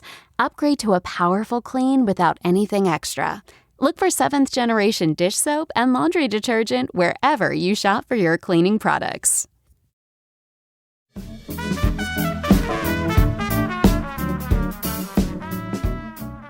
So you didn't say to yourself like, oh, I'm going to give this arrangement a shot, despite I've seen it fail, because I want to have kids and kids need that thing. Is that? I didn't have a concern about marriage from seeing their marriage implode. That's not what stuck with me. I had a more specific thing about them. Like, I knew who they were. I didn't think the institution was weird. Right. I were just thought they really don't bad get actors along. in Yes, and they're not figuring out how to come up with a solution to this. So Dad gives Mom this much money and she figures out her life, and that we're not constantly at war. The war never ended. Yeah. And I couldn't believe that they couldn't figure it out. So I always thought this is very specific to them. Yeah. And so, you know, I didn't have that. Thank God. I did. That's not what I carried into it. I might have carried into it, I'd like to do this well. I'd like to create a world for my family that's calm, where we solve problems in a healthy way as often as we can. Yeah. And to be more tuned into their experience. Yeah. No, but you met Leslie relatively early in your career. Yeah. Right. Yeah, we're little. Both Leslie and I are very interested in getting sane and being strong and figuring out ways to be healthy and figuring out ways to communicate better. That doesn't mean that we haven't had, you know, difficult moments and stuff that's hard to work out. Yeah. But I think our goal is the same. You know, we have an understanding that, you know, we're normal people who came from families who did the best they could, which left us a little screwy. And how do we fix that so that we can feel better and then be better for each other and the family? Right. So it's I'm a self-help freak. I've been in therapy since I was 21 years old. I'm obsessed. Do you have favorites? I loved, like, the Harville Hendricks has these books. He used to be on Oprah all the time. And his books have a simple theory, which is basically you have to look at your relationship as an opportunity to find out something about yourself you need to fix. And if you're mad at your spouse because they tell you the thing that you need to fix, it's a disaster. You have to look at it like that's a gift from each other. You know, someone's putting up a mirror and saying, you're acting weird this way. And you have to go, am I? As opposed to, fuck you. Yes, you got to yes, go, yes. Yeah. wait a second, why am I doing that? Right. And if it's considered a positive thing as often as you can to exchange those things, you have a much better chance of survival than if you're always resenting what comes up for the other person. And I would imagine the skill set to navigate a marriage That's very identical to a producer, right? Because you're taking these people who are passionate and have a point of view, and they are on fire. You're working with tons of people this is their first project they've written, their first movie they're going to star in. And you need to gently say to them, you're brilliant, that's great. Also, there's no third act. Also, there's no emotional stakes. You know what the ingredients are for something that works, and you've got to help someone get to that without shattering their confidence, making them resentful, all those things. So do you feel like those things parallel each other nicely? I do, and in both negative and positive ways, or unhealthy and healthy ways. Somewhere I read that when you criticize someone, when you criticize them, you're doing it because you want them to feel better or evolve for themselves. They can hear it if it's done with that kind of love. But when you criticize someone so they'll change to make your life better, Easier, yeah. then you're in trouble. That's the line that you have to stay on the right and side. I think that's a Gottman thing probably, and that's a tough one. And I think for me, because my parents were in conflict a lot, and my mom was a bit manic. You know, when I first started working, I was writing jokes for Roseanne at like 21 years old. It was incredibly comfortable to sit with Roseanne. It felt very familiar, and it was comfortable for her because I knew what she was going through. Yeah. But also I had compassion for her as a very complicated person. Yes. So you would be a great person to float this theory by. I have wanted to interview her more than anybody because when you look at the explosion of the last project, okay, first of all, it was racist shit. She said there's no excuse for it. I'm not excusing it. What I'm very fascinated by, here's someone who lightning has struck her like 3 times. And either she doesn't believe people love her and she manifests an outcome where she proves it to herself that they didn't really love her. Now, whether it's they love me, but I don't believe it. What if I do this? What if I sing the national anthem terribly intentionally? That'll weed out who really loves me and who doesn't. If I do this thing, that'll weed out. It's like tests that an insecure person has for their partner. Like, you got to pass this test and then I'll really know you love me. Is it that, or is it, I don't deserve this thing. I feel like an imposter. I don't deserve this, and I'm going to somehow subconsciously destroy it? I think it's probably even more complicated than that in ways that we probably don't even have enough information to judge. Because I interviewed her for my book. You know, I did this book of interviews, Sick in the Head. Yeah. And I had an amazing talk with her, the kind of talk I had never had with her, even as someone who's known her a little bit for a very long time, where I just asked her how she felt and what happened when you did Roseanne the first time. Right. Because the interview was before she did it the second time. Right. Like, what were you going through? Yeah. And she said, you know, I have mental illness. Right. So you're asking me Yeah. to go straight from like the kitchen and then the road to managing hundreds of people. And I can't manage myself. And I'm it's- paraphrasing, by the way. Sure. But so she's like, of course I'm going to flip out. I'm not built to do it. Yeah. Yeah. Yeah. And I had a lot of compassion for that. But I think she has very serious issues. She was telling me that when she grew up, she was raised by very religious Jewish people, many survivors of the Holocaust, and that she was deeply traumatized from a very early age by their constant discussion of the Holocaust. Sure. Wow, yeah. From like the moment she could speak, the terror it created. And then she had Generational trauma, right? Yes, and she's had all sorts of trauma. Yes. And so it's hard to subscribe any of it to she's trying to blow it up, because it's also connected to the Holocaust and Israel and the protection of the Jews and what fears come up, rational or irrational. Oh, do you think her right-wingness is Israel driven? A lot of it seems to be. But when I first met her, she was very feminist, almost like punk. Feminist. Yeah, that's the person I was introduced to. And so at some point, her inclination for that to be her highest value became not her highest value. Right. Yeah. Right. And I don't know how much of that is. I just don't know that if your average listener understands the enigma that was the second TV show. Yes. Like, they got 25 million viewers or something. I mean, they quintupled what any show has gotten in the last 15 years. It couldn't be a bigger thing. And to watch somebody lose that again, I'm not excusing anything she said or justifying it. I'm just saying I feel bad for somebody who would get something so precious and then lose it immediately. Just on some Yes. level, I go, oh, that person needed some kind of help. Absolutely. I mean, Yeah. it's related to a complicated person who has a real mental illness. Right. And a lot of trauma. And so I never look at it like this is a healthy, mean person. Yeah, yeah. I just don't think it applies to that at all. And to think about it deeply requires an enormous amount of compassion for her and her journey. And yes, it's terrible that anyone gets hurt by things that she says, and a lot of the things that she says are clearly awful and wrong. Yeah. But I also just think of her as this woman who's been through so much, who's given so much, who's struggling, and it's coming out, her struggle's coming out in these demented ways. Yeah. I will say, though, if I imagine myself being black and listening to what I'm saying, I can hear myself going like, oh yeah, when someone's a racist you like, they have a mental health issue. Or when a shooter goes and kills a bunch of Muslims, oh, that person had mental health. So you Well, know, they probably do. I mean, that's it's just you should complicated, just but give everybody some benefit of the doubt that there's more going on than face value. Well, yes. I mean, and that's a whole other question, which is anybody who turns violent is probably struggling with some sort of Yes. mental health issue.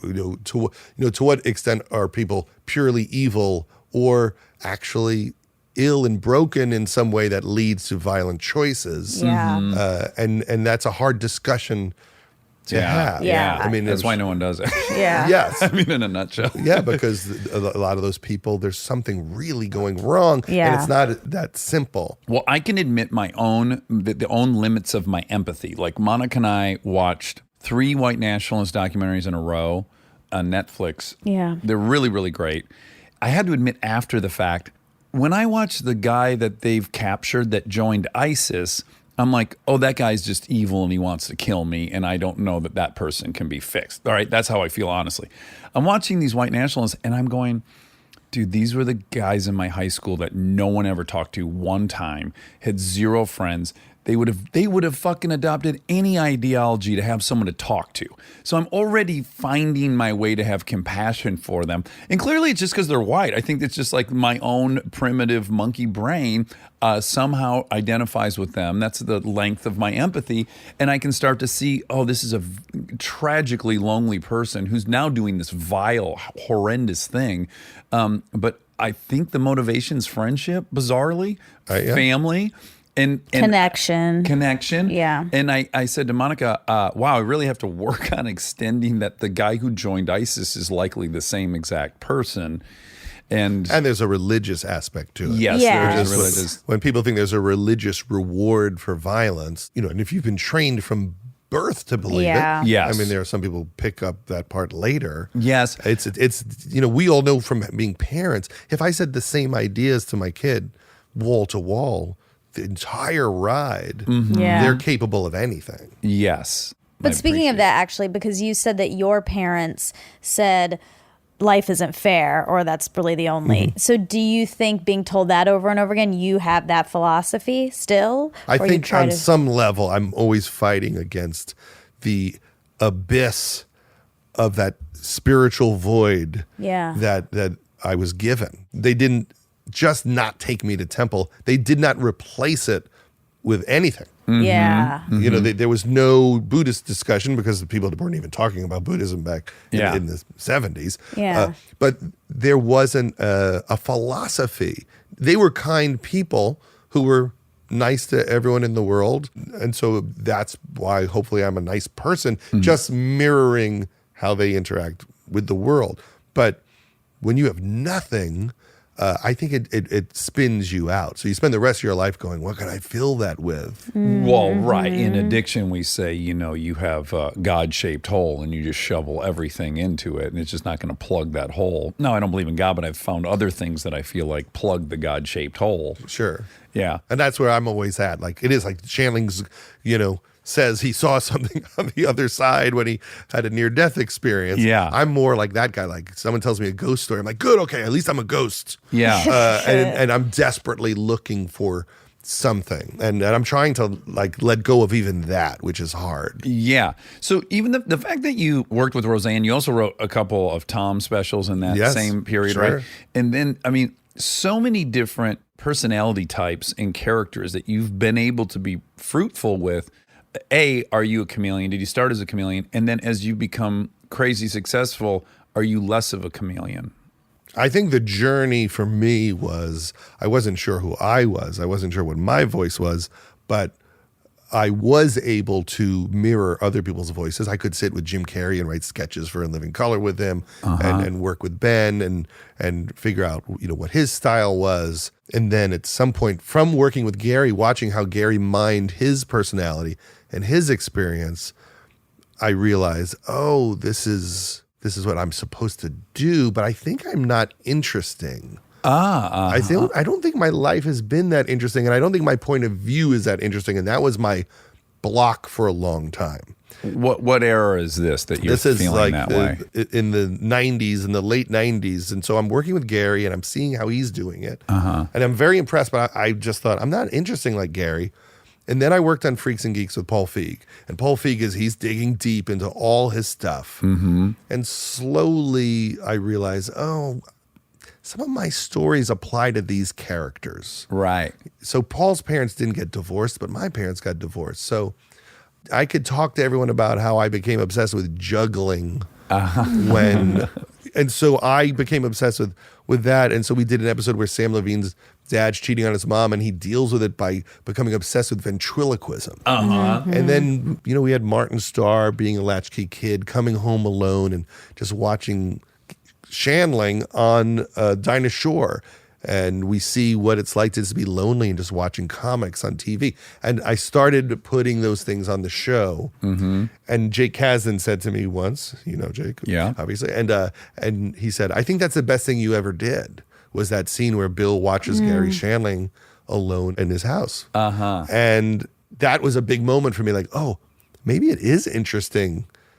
That led to, I mean, the 40-Year-Old Virgin is clearly not my life, but I really related to the shame of feeling like you're a freak and that no one likes you and no one wants to connect with you. Right. You know, obviously with Knocked Up and This Is 40, I'm beginning to mind more stuff. I would say that now you are a brand, or you are a point of view from that point on. It seems like. to Yes, me. whether things are from my life or not from my life, I think I figured out what my sensibility is. Just the lens you're looking through, regardless of the. Yeah. So even in the Pete Davidson movie I'm doing now, it's in there in some ways. And I'm still doing the thing that I did writing for Roseanne with someone like Pete Davidson. I'm sitting with him for years discussing his life. How do we make a movie out of this? But there's more of me in that exploration. It's hard. I mean, I met Warren Zevon once and we were talking, and he said, the best thing you could do in your life is tell people your story. And I realized, oh yeah, that's what we're trying to do. We're trying to figure out how do we tell our story, even if it's fictional, even if it's just inspiration for a different story. Yeah. That's the journey. But I could see it being uniquely challenging for you because from a super early age, you start getting obsessed with other people's point of views. You can kind of get lost in everyone else's. And as you say, you're kind of adopting their thing as you write for them. And that's kind of your skill set. So it's like when you recognize your skill set as being flexible and being able to take that on, I think it'd be specifically or uniquely hard for you to believe, oh no, I have my own thing. Yes, it was very hard. It remains. I mean, that's one of the reasons why I do stand-up comedy is I have to stay in touch with who I am, because it's very easy for me to dismiss that. Yeah. Now, look, I've never seen you do stand-up. I know you do stand-up because I've heard that you go on the road with people. Yes. There's a Netflix special you can Of Check yours, it out. huddle up tonight. What's it called? It's called The Return. The Return. I imagine if you had your druthers, if you had mapped out your life and you got exactly what you wanted, that you would be Jerry Seinfeld. You've almost singularly wanted to be a stand-up, right? That was my original goal. And there was definitely a moment where I just thought, I just think these guys around me are more interesting people. They're just interesting creatures. I'm not interesting in this way. Right. So I'm hanging around in my early 20s with Jim Carrey and Sandler and David Spade and Rob Schneider and Farley and Not confidence building guys to hang around with. yes, it's I always say it's like if you started a band and your buddy was U2. Right. It took me a long time to realize that I have something to offer and I don't have to be those guys. And now that I'm older, I just have stories to tell. Right, And experience. As a young guy, I wasn't that unique and I didn't have any stories or point Well, of you view. hadn't really lived a life yet that Yes. maybe. But if Roseanne told me her point of view, I could write it all day. Yes. As soon as I knew what it was. Are you able to feel now that you are them? Like you've contributed? No, not at all. Not zero. Thank God, because that's the thing that keeps you Gets ya. going. Yeah. In the morning is the lack of self-esteem is such a great motivator. I mean, you need both self-esteem and lack of self-esteem. Yeah. So the feeling I have, like lately, I have a real feeling of all the work disappearing into just like a digital black hole. Like, does a kid today who's 16, will he ever see the 40-year-old virgin? Right. Right. And so the fact that I feel like it's disappearing like an old Al Jolson movie Sure. makes me want to make another new one for this moment. Yeah, that's good. Yeah. Now, okay, really quick on your creative process. I, for years, wrote from a place of you're a lazy piece of shit. You're a waste of skin unless you start typing. I've always aspired to working from a place where like, oh, I have some fun to share and I want to sit down and do it. Yeah. I've not found a way to work that way. Do you have a thing well, you just kind of winked at it, which is you wake up going, well, I'm a piece of shit if I don't create this thing, or my self-esteem is such that I need to do this to validate myself. Has yours evolved over the years? Has it gotten any kinder to yourself, or do you aspire for it to be kinder to yourself? I'm trying to make it evolve. And it probably has evolved a little bit. I still, fear sitting down in front of the computer or looking at a legal pad. Every time you do, you're going to find out if you're good or not. And it's a really bad way to look at it. Like, today I find out if I have value. Yeah. And so I'm very fascinated by books about athletes, about flow. It's like Michael Jordan, and he doesn't have to think. It's like he just knows what to do. And there are creative states of flow where you feel hooked into the creativity of the universe. It's like Bob Dylan. In like 4 years, he wrote like 200 songs. And you have those moments where you feel something outside of yourself coming to you. And for me, it is the only connection to the idea of spirituality or God is in the moment when I have an idea. Right, that seemingly wasn't yours 5 minutes ago. And it could be a dick joke. I could just be like, oh my God, like I feel a part of everything, the fabric of the universe. So when I'm trying to not be insane, I try to remind myself, like, writing comes from a certain state of being open and relaxing and not wanting it and not being in your ego. That's why you think of things in the shower and you think of things when you're walking with your friend. For me, a massage. If I get a foot massage, if I can't get some part of some story, I'll go get the $20 foot massage. Yes. And invariably, I'm sitting there and I forget about the stupid project. And then I just blink my eyes and all of a sudden I have this like pretty fleshed out idea. And I don't know where the fuck it just And then pops in. you say goodbye to Robert Kraft on the way out. Exactly. I pay for Robert. I tip Robert's guy because I know he's not a good tipper, and then I keep it moving. But if that's what you're trying to get to as a creative person, to that flow. It's hard. That's why writers' rooms are fun on sitcoms, because you're just in a big conversation, Right? And you're not alone going like, "Come to me, idea. Come, I need it now." Like I think a lot of writing, just for any writers out there, is just you have to give yourself time where you just start typing, you judge nothing, and you just don't stop typing. Anything like, I'm sitting here in the room, I want to kill myself, nothing's coming, oh my God, why is my cat doing that? I had a cat when I was 8, what happened to that cat? Oh yeah, that cat got run over by the FedEx guy because mom opened the door, and suddenly just stuff, like a journey begins. Right. Yeah. Because you don't stop, you just let your mind just spew, and then if you really did that consistently, somewhere in it is either like a great joke for your act or a great story for a movie. Your eye for talent is insane. It's really, other than Lauren Michaels, I can't think of someone else who somehow could recognize who was brilliant and who wasn't. Where do you think that comes from? Is it the 10,000 hours of watching other brilliant people and isolating what that X factor is or what that unique thing is? Like, how are you able to look at Seth and Evan and go, oh, for sure, those guys are going to be able to do this? I'm not sure. Like, Seth was just this weird guy from Canada. Someone just sent me a tape of like 40 kids from Vancouver. And then Seth's there reading the scene. And I just thought, I don't know what that is, but I want to watch that. And then we met Seth, and he read, and he was super funny.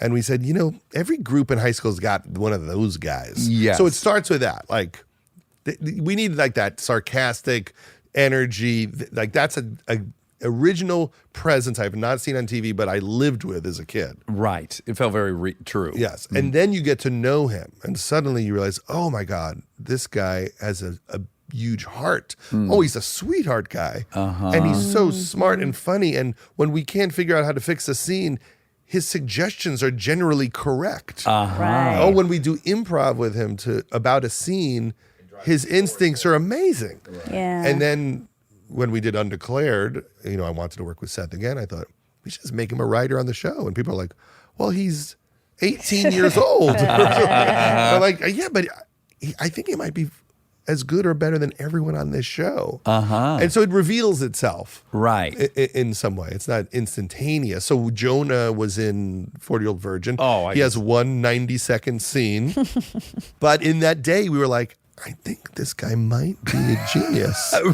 Right. And then you just put him in Knocked Up. And that's generally how it would go. Well, I told this story when I had a sister on here. One of my great regrets. I have a few career regrets. And one of them being is after that 90-second scene, I happened to have lunch with he and Shauna, and I just met him. I'd only seen him in that 90-second scene. And he goes, I love your stuff. I want you to be in all my movies. And I was like, all your movies? What are you talking? Like, what are you talking about now? I should have said I would love to. That's the delusion of youth. Yes, which is awesome. And I'm glad he got the last laugh and I was the idiot. It should have been like, yes, I will hook my cart to your train. You could have been skateboarding in mid-90s. I loved that movie. Did you see it? Oh, it's fantastic. Oh, it's so incredible, mid-90s. And that's the thing that I'm most excited about with everyone is like Jonah's, writing and directing, and Seth and Evan are writing and directing. Yeah. And Well, do you find this? Because I found it in a much smaller capacity, but in the few movies I've directed that I've got to give people chances to be in movies that hadn't been in movies previously, or Monica and Rob and I can't internalize my own accomplishments,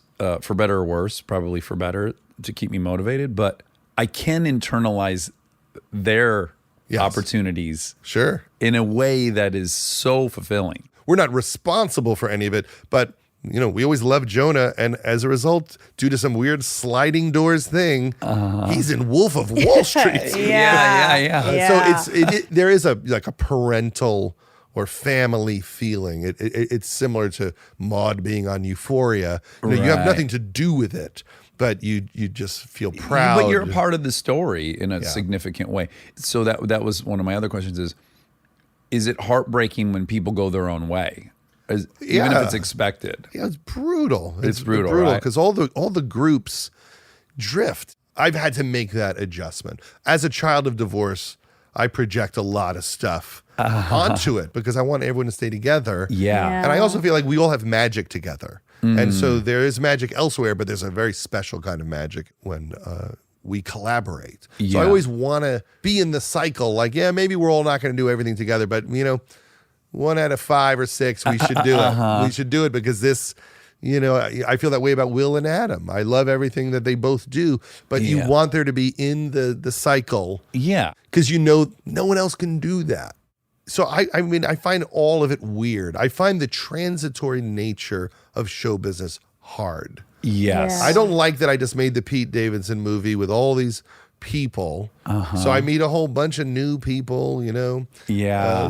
And it's like camp, right? Over and then over camp ends. Yeah. So it's not like one person is the break. It's like the whole business is the break. Yes. I miss every person on everything I did. The talks you would have on set of, Kenan Thompson was 16 years old when we did Heavyweights. Me and Brill adored him.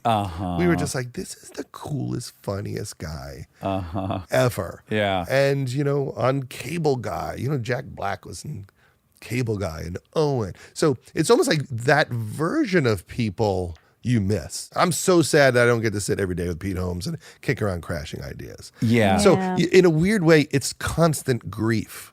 Yeah. It really is. And because I do a bunch of things, it's a lot of grief because I'm not sitting around writing love episodes with Paul Russ today. Yeah. And I we also loved Love, We by the lo- way. yeah. Leslie's Oh, an old thanks. friend of Yes. mine. And, we really went got- down a rabbit hole with love. it made us lovesick. Like it really and was Chris emotionally Chris wonderful. Witowski. My God, Yeah. he's so funny. Yeah. And it is like, it's like Buddhism. There's life and then there's death. And these projects are like that. Yeah. And these relationships are morphing and changing. And I'm kind of a hoarder. Like if you come to my house, like I'm not like a crazy hoarder, but I save everything from everything. Well, the fact that you still have those tapes was telling to me. Oh yeah, I mean, Of How your could he ever get interviews. rid of those? Well, I would. I'm the What? kind of person that's just like, I'd rather not see anything. I just want to throw Yeah. everything away. It's just a different kind of no mentality. I mean, I found a tape.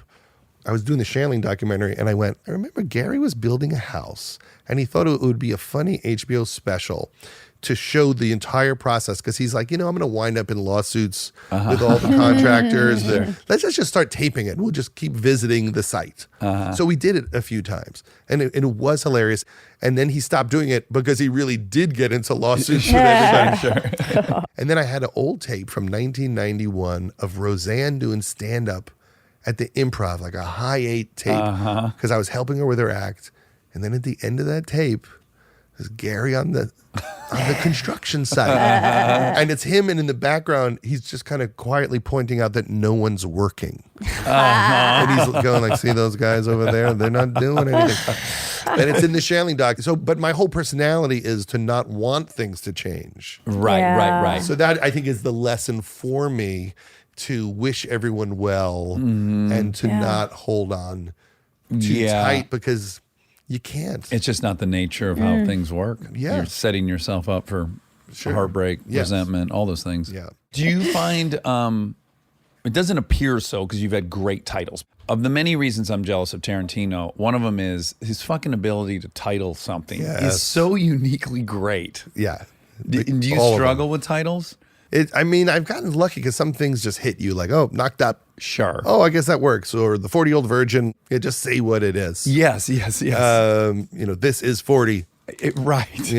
But we've made mistakes. Like one mistake we made, we had this great movie with Jason Segel called The 5-Year Engagement. And it should have been just called The Engagement or something. But people heard the number 5. And I'm like this when I hear titles. I think, I got to go through 5 years of this. Right. Or 4 Christmases. Like, as soon as I see the first Christmas, I'm like, oh, there's 3 more. And I get obsessed, Oh, OCD interesting. about, will they all be the same amount of time? I know. I track that too. I'm so like that. Yeah. It bugs me. Yeah. Or especially when it's like 7. Hello. Oh, Wayne Fetterman is here. Hi. Is it over? Nice to see you. Almost. Nice to see you. It's not- Yeah. Wayne's got a podcast called The History of Stand-Up, which is very good. Anyway, that was a movie where we thought, I think we messed up that title. And, The Big Sick was one where like, does anyone want to be sick? Right. And then we're like, we can't top it. I mean, I like it. There's a lot of that. I like Yes. it. Right. But do you want to avoid sickness? Well, can I tell you That's the true. time you always go back and through revisionist history, you're a genius, right? The Monday morning quarterbacking, right? So now you're going, well, 5-year, and maybe you had those inklings then, but I can tell you one where it's like, I went to an early screening of Frozen, and I sat between Lassiter and Kristen, and I watched the movie. I was like, oh, this is a tremendous movie. And I remember thinking, no, Frozen. People don't want to be cold. This is a bad title. Who wants to be cold? And I was adamant about that. I had full conviction that was a terrible title. and you fought them hard. No, I didn't fight anyone. I remember saying to my agent, I don't know about Frozen as a The title. movie is a Jeez. bad title, but the movie is Maybe so it would have good. That's maybe it would have true. been $2 billion if it was called something else instead of a measly 1.2. Wayne actually, when I came to LA in 1985 to go to USC, I was 17 years old. The first day I went to the Laugh Factory because I had written some articles for Laugh Factory magazine, and Wayne was the first person I met. That's kind of, I think, how you end up evaluating people. I do, at least in life. When you find out they've got like 11,000 burnt bridges, you're like, well, it might be them. Maybe Right. they're holding the gas It's can. David and the Crosby's blowtorch. fault. Yes. There's that moment in the David Crosby documentary, which is amazing. And he's talking about how like everyone's mad at him. He's not friends with anyone in Crosby, Stills, Nash and Right. Young. Like everyone's mad at him. he says, normally I would say it was them. He's like, but because it's everyone, it must be me. It must be the common denominator. That's great. Well, that brings me to one thing I just wanted to I basically just say thanks for, which is we're friends with Scott and Seth. And your documentary about the Avett brothers is so awesome. Oh my gosh. Yes. It just love them. It's like, I don't even know what adjectives you use to describe it, but it is like this little fairy tale of a world that they live in and create in and live in. It's there's something 70s about it. It's so interesting. If anyone wants to see it, it's on HBO streaming, as is the Shandling And it's doc. called May It Last. It's called May It Last. So Rick Rubin said to me, you've used some of their music, but they're making a new record soon. Maybe you should, document it somehow. So we have no plan at all. And I don't know them at all. Okay. And me and my friend Michael. But you were fans of their music? I liked their music, Okay. but I wasn't like crazed. And so Rick Rubin says, I don't know, there's something about these guys. Life is better when you're around them. And, That's wow. What a and compliment. I said, okay. So my friend Michael Bonfiglio, who I did directed the Dwight Gooden, Daryl Strawberry 30 for 30 with, he went down and recorded them playing their new songs for each other. Yeah. So it's two brothers, they sit down like, hey, I'm working on this. What are you working on? And they do it in this little recording studio, which was like in a church. And we just did an experimental shoot. And it was just magic. Yeah. And then for 2 years, just with my own money, I didn't even know if we would turn it into anything. Yeah. I just kept sending Mike to different places to record them. And we realized there's no story here because they're just nice. Yeah. And then we realized that that's what it was about. It is about two brothers who love each other and the creative process. And it's not about that they all suddenly go to war. And then that became very engaging and dramatic in its own way, how they love and support each other. Yeah. Yes. And they're really great. Again, sad it's over. Yeah, of course. Yeah. It's fun to have a reason to follow them around. Totally. If I didn't have two kids, I've said to Seth, like, still one of my fantasies I've never got to live out is like, I just want to be on your bus for a few cities. I don't need to do anything other than like drink coffee in there with you guys and maybe sleep in a bunk. I just really want that experience before I die. I think you're going to get it. Well, when these kids, I hope they play when they're older because I got to wait till these kids are out of the house. See, my kids are old now. My daughter's 16 and she turns 17 in a couple of weeks, and Maud is, an adult, I guess. And so Leslie and I are like, I think we could start doing those things. It's just happening now. Like, Leslie went to Mexico during the week. Oh my God. She just went to Mexico for like 5 days. I'm like, we can do that. Yeah, normally now. you'd have to have a terminal disease to do that, right? You're not allowed to shut just everything do down. something for yourself. What kind of thoughts did you have? Because, there's all these varying levels. Like, I talk about my kids on here a lot, which already... that came with its own, like, should I, shouldn't I? You play these games in your head. You're trying to make both sides of the argument, make sure you make the right decision. But when they express an interest to be in your movies, what do you and Leslie go through? Is it immediately like, fuck yeah, this is fun, this family or a family business? If we made shoes, they'd be on the floor selling them. What is the process by which you decide whether or not to do it? Well, they didn't show any interest in doing it. Oh, that helps. I just didn't want to do it with other people's kids. So I just thought, I've worked with so many like kid actors and their parents, and some of them are nice, but some of them are a nightmare. And also in movies, when people have kids, it never seems like they're kids. Right. Yeah. And that was my main thing. Is like, it always looks like a weird stranger. Yeah. So I just thought it would just seem better. And in the beginning, it was literally just strapping them into chairs, having conversations around them, and then they don't even realize the cameras are there after 5 minutes, and they just start talking. Right. And I had seen this movie by the Safdie brothers that Lena Dunham showed me called Daddy Longlegs. And it's this guy, and he's with I think like a 6-year-old. The whole movie is like him and this kid. And I think in real life it's his kid. Right. But they found a way to tell a whole story, and clearly the kid isn't even acting the whole movie. Right. Yeah. And so it's just real. Whatever happened, they went with it. Sure. And I think that inspired me that you could do that in movies. Right. And then at some point you have to ask them, like, do you want to do this? Right. And You're in SAG now, and Yes. you have a savings account. Yeah, that part's cool. I'm stealing all this money from you. Then they tell you if they like it. or Okay. not. And at some point they said that they did like it. And then you also have to go, are they good? Sure. Right. Jamming my kids into the movies and then I realize they're not good. Right. And luckily, you never know as a parent, but they seem to be. Because what's interesting is I'll take the other side of the argument. Like I remember being on Favreau's show, Dinner for Five. Do you remember that show? I did that. And That's where I met Paul Rudd really? on that show. Oh, no kidding.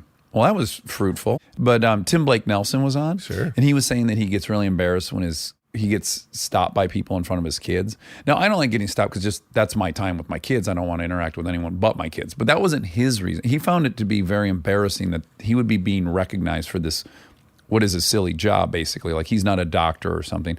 And I said, that's bonkers. It's one of the hardest jobs you could ever find employment in. You should really feel proud of the fact that you make a living doing this. I think that's incredibly esteemable. But then it went into like he would not want his kids to act. And I, at that time, took the position of like, well, I've had all the other jobs, and I can promise you that this acting one is about as good as it Yes. fucking gets. That's how I always felt. I always felt if you can escape and do this, If and you're you not want on a to, roof in Detroit in the winter doing Rubber Roof, you're fucking winning. sure. And but you do get scared. Like, what if they're not good? What if they're so needy and insecure that this hurts them in some way? Because most people fail. Yeah. And there's a lot in the business that destroys you if you're not strong. Yeah, well, Yeah. it makes you or breaks you.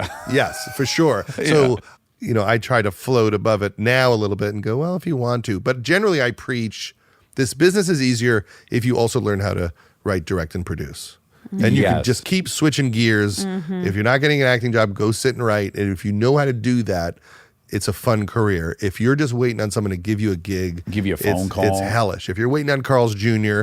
to tell you if you got the commercial. Yeah. If your entire life is in the hands of a marketing department that doesn't understand it, Exactly. it's very dangerous. So that's what I tell them, and they seem to be going with it. And generally, I just think about Jake Kasdan. I just go, yeah. his dad's Lawrence Kasdan. Jake's the greatest guy in the world, the most talented guy in the world. Yeah. Somehow it's possible. Yeah. Did she have fun on Euphoria? Or She you love did. She Euphoria? did. She worked on a movie called Assassination Nation with Sam Levinson. Oh. That show's incredible, Euphoria, I think. I'm on episode 3. I'll let you know when I finish. I'm scared. I'm a parent. I go Yes. slow. I know. go slow. It's you know intense. You know what the breakthrough for me was? Because I have 2 daughters as well. And I was like, oh, yeah. It's scary. Even as an ex-drug addict who got navigated out of it, it's still scary. But I had to remember watching Less Than Zero. And I was like, I was able at my age then to recognize Less Than Zero was a very heightened world, but that the emotional truths were real. And that was the appeal, not the suck dick for crack or whatever. Yeah, I think that it's a very strong anti-bad behavior message, and kids get that. It's Yes. the same Yeah. reason why people love Billie Eilish right now. I think there are certain artists expressing the anxiety and the tension of this moment, what it's like to be young in this age, Yeah. in a very raw way that isn't exactly how we felt. I was more of a Fast Times at Ridgemont High Yes. Yeah. kind of person or diner. Yeah. Those were my touchstones. Now, Pete Davidson, I've never met him. He just has this magical thing where you kind of love him. Did his dad died in 9/11? Yes, his dad was a fireman A fireman in 9/11. who died on 9/11, and he's a sweetheart guy that's been through more than anyone you know. Yeah. And it's a very unique experience to be the child of someone that died on 9/11. Because Absolutely. it's not just your grief, it's the world's grief. Yes. And it never ends in a way. People are always talking about it. Like my mom died. So she died 11 years ago, but no one talks about it. No. It doesn't come up. Right.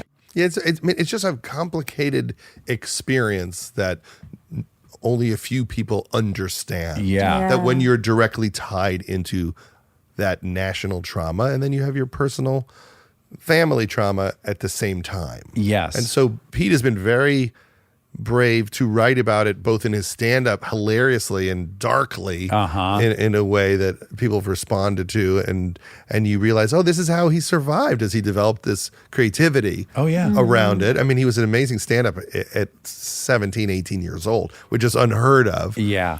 And then he was very brave sitting with me and his partner, Dave Cyrus, crafting a story that isn't a true story, but is inspired by all of his feelings about this and all the ways that he's trying to heal from it. Yeah. And he's definitely one of those people that the whole world, is rooting for. Yeah. I was You going to feel say, him. are you drawn into the God, I want to be in his life to help him in whatever way I can? I mean, I think I always have that inclination to collaborate with people who have a story to tell, who have wounds, who are trying to work through something. Because even my movies, when I'm making movies that are my personal movies, I know I'm making them to work through issues. With a lot of the movies, I think what I'm doing unconsciously, but now I think more consciously, is writing what health would look like and a path to get there. Yeah. Sure. So at the end of Trainwreck, she learns some lessons about herself that changes her. But what would have to go wrong for her to be forced to learn those lessons? And I think a lot of my movies tend to be developed with that in mind. Yeah. Well, I don't think we've had a guest on where I started listing stuff you've done. I was like, I'm not even going to really do Oh my gosh. And even I know. having known you for 15 years and obviously knowing what you did, I still would be like, oh, that's right. He directed Trainwreck. Yeah. Oh, that's right. Bridesmaid. Oh, that's right. Yeah. Both Anchormans, whatever. Incredible career. Clearly a genius for being able to help a lot of different people with points of view come to a productive output of it. It's a very cool thing. I doubt you give yourself credit for it, but I'll give it to you publicly. It's really impressive. You're a peach. I love you. I hope you'll come back. Is there a date? I know there's not a title, but is there a June date? 19th is the June 19th. unknown title movie. Well, that's a Great. great date, though. Yeah. And then, it's Gary Shandling's book if you're interested in his life. And Yes. and the Gary Goldman HBO special starts airing October 5th. Okay, great. And lastly, the Comedians in Cars with Shanley. It's my favorite show, and I can't get the title right. But comedians getting coffee in cars. Yes.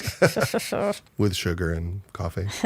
No, it's amazing. And it's amazing because it is there were so many things Gary wanted to say to the world, and he found a weird place to do it with his friend. Yeah. And it does become an odd goodbye. There's a sweet bittersweetness to that. There's your title, by the way, Sweet Yes. Bittersweetness for your. And speaking of holding on to things, because I was very moved. There's a moment where they're talking about David Brenner dying, and Jerry Seinfeld says, but don't you ever think about those jokes? Like, what happens to all those jokes? Yeah. And Gary says, those jokes were just an expression of his spirit. And Jerry's like, but the jokes and the jokes. And Gary's like, isn't that enough? That's the reason you're alive. I'm paraphrasing again, but it's an amazing exchange. But it is about hoarding versus letting go. Totally. Yeah. Totally. All right. Well, thank you for what a having me. pleasure. Thanks for driving Thanks. across the country to get here. It was a pleasure. I'll get back to working on your house. And now my favorite part of the show, the fact check with my soulmate, Monica Padman.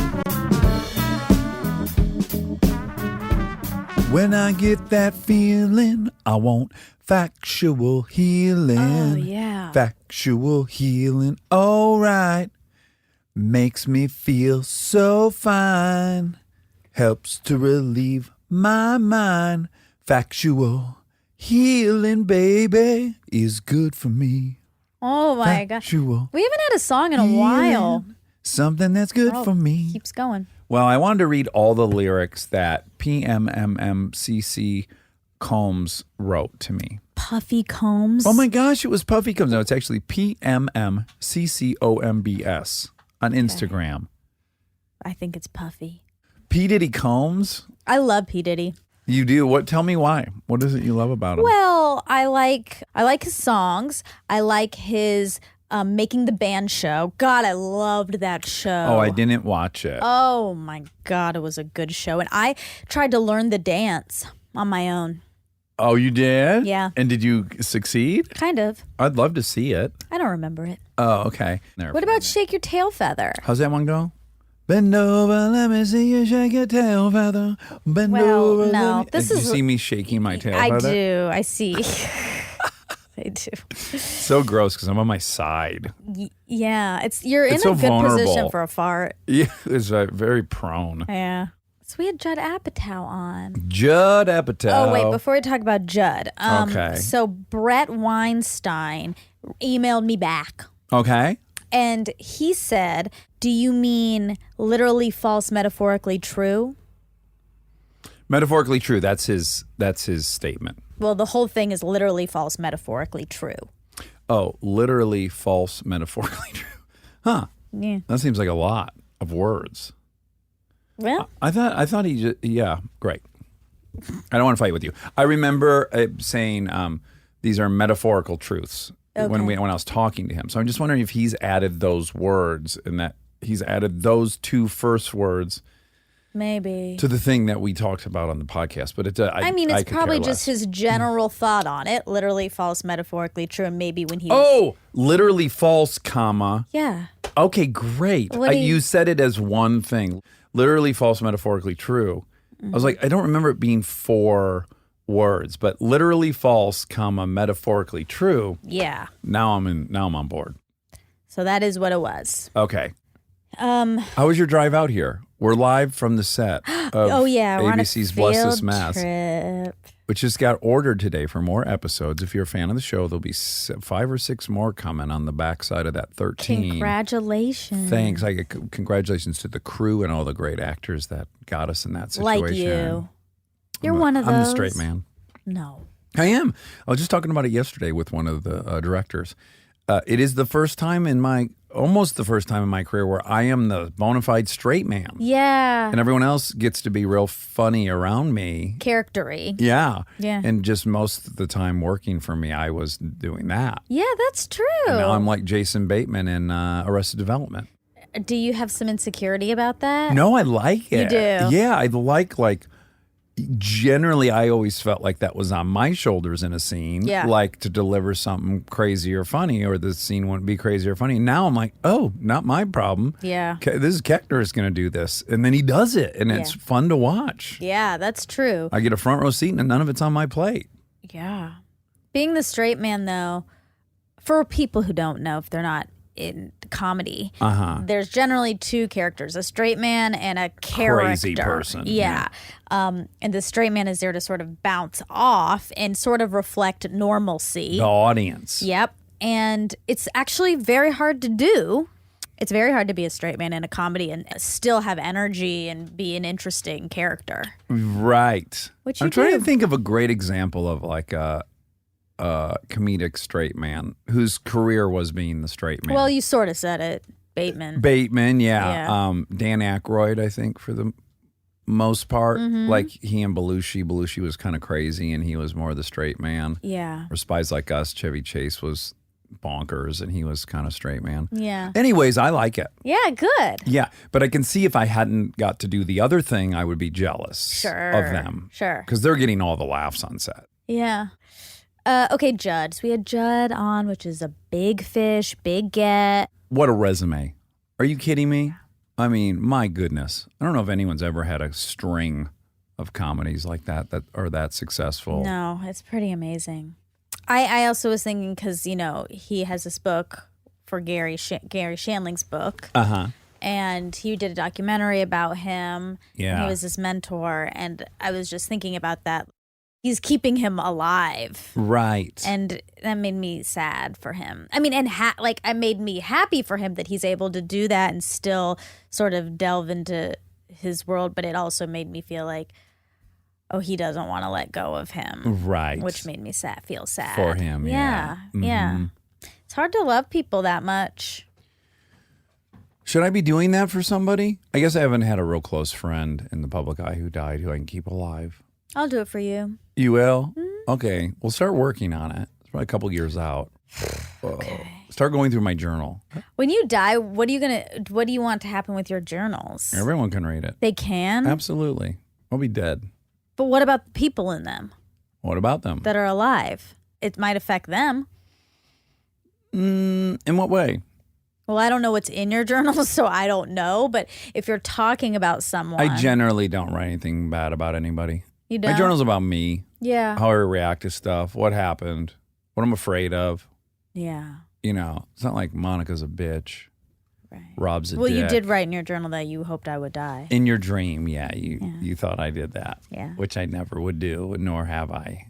Although if you want, because this could be, boy, this is a Sophie's choice, because I have an opportunity to make a dreams can come true. Like I could make your dream come true, but by just writing in my journal, I hope you die. And should you always try to make someone's dreams come true? But I would never want to write that in my journal. You can see how it's a real catch-22. Well, why do you want to make people's nightmares come true? Well, you positioned it as a dream. Because it was a dream, but you know Right. that I didn't like it. Right. So it is a nightmare. But when you pose it as a dream, then the wording of it sounds like you should make someone's dream come true, right? That's an old saying. All my dreams Okay, came I think true. you're confusing literal dreams with dreams. I am intentionally, yeah, for the sake of this being a catch-22. Oh, okay. You see how I'm trying to make it that? I see. Yeah.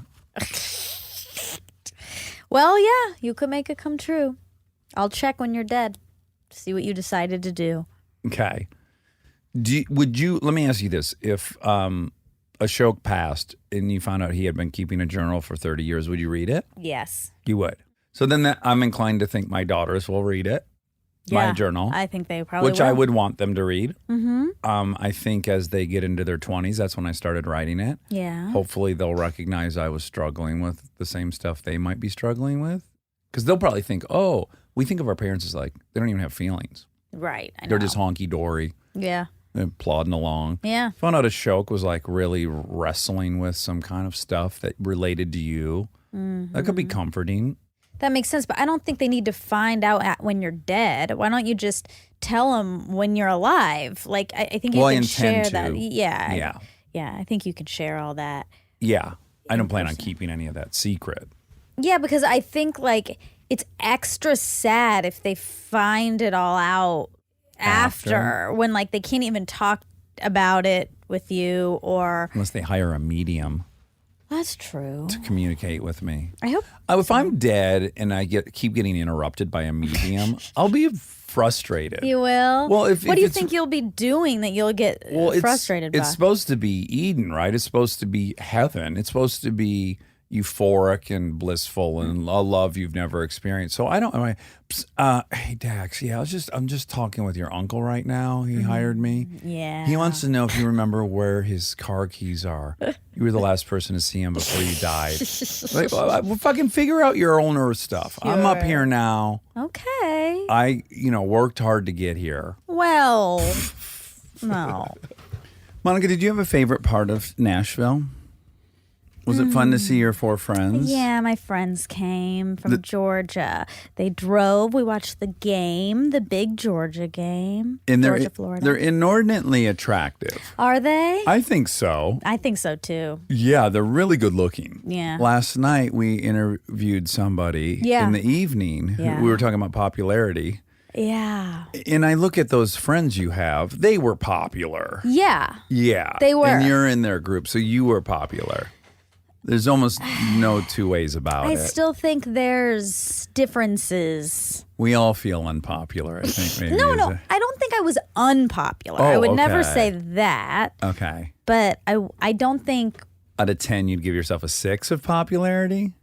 maybe a 7. I think you had to have been an 8 of popularity, just based on a lot of things. Well, but nobody wanted to date me. That's a big part of it. Right. Popularity in high school. But again, this is where you and I argue a lot, which is I'm quite certain a lot of people wanted to date you, and I really bet those people sent some signals that you didn't catch. Yeah, we have to agree to disagree. We're gonna on have to agree to that. disagree on that. But that is how I explain that. Christina, one of the girls, she was prom queen. Oh, she was. Yeah. So that's a 10, right? If you're prom queen, that's where we're gonna set the bar at 10. Okay, well, prom queen was picked by the faculty.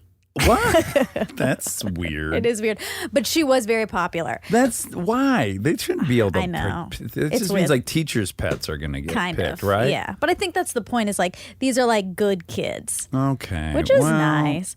Homecoming court is chosen, and queen and king is chosen by student body, Oh, okay. Okay. and I think she was on court. Oh, as well. Yeah. A double whammy. Yeah, she was very popular. Yeah. Now there was a group of people in my school that were incredibly popular because, like, let's say the girl was just the prettiest girl in school. Sure.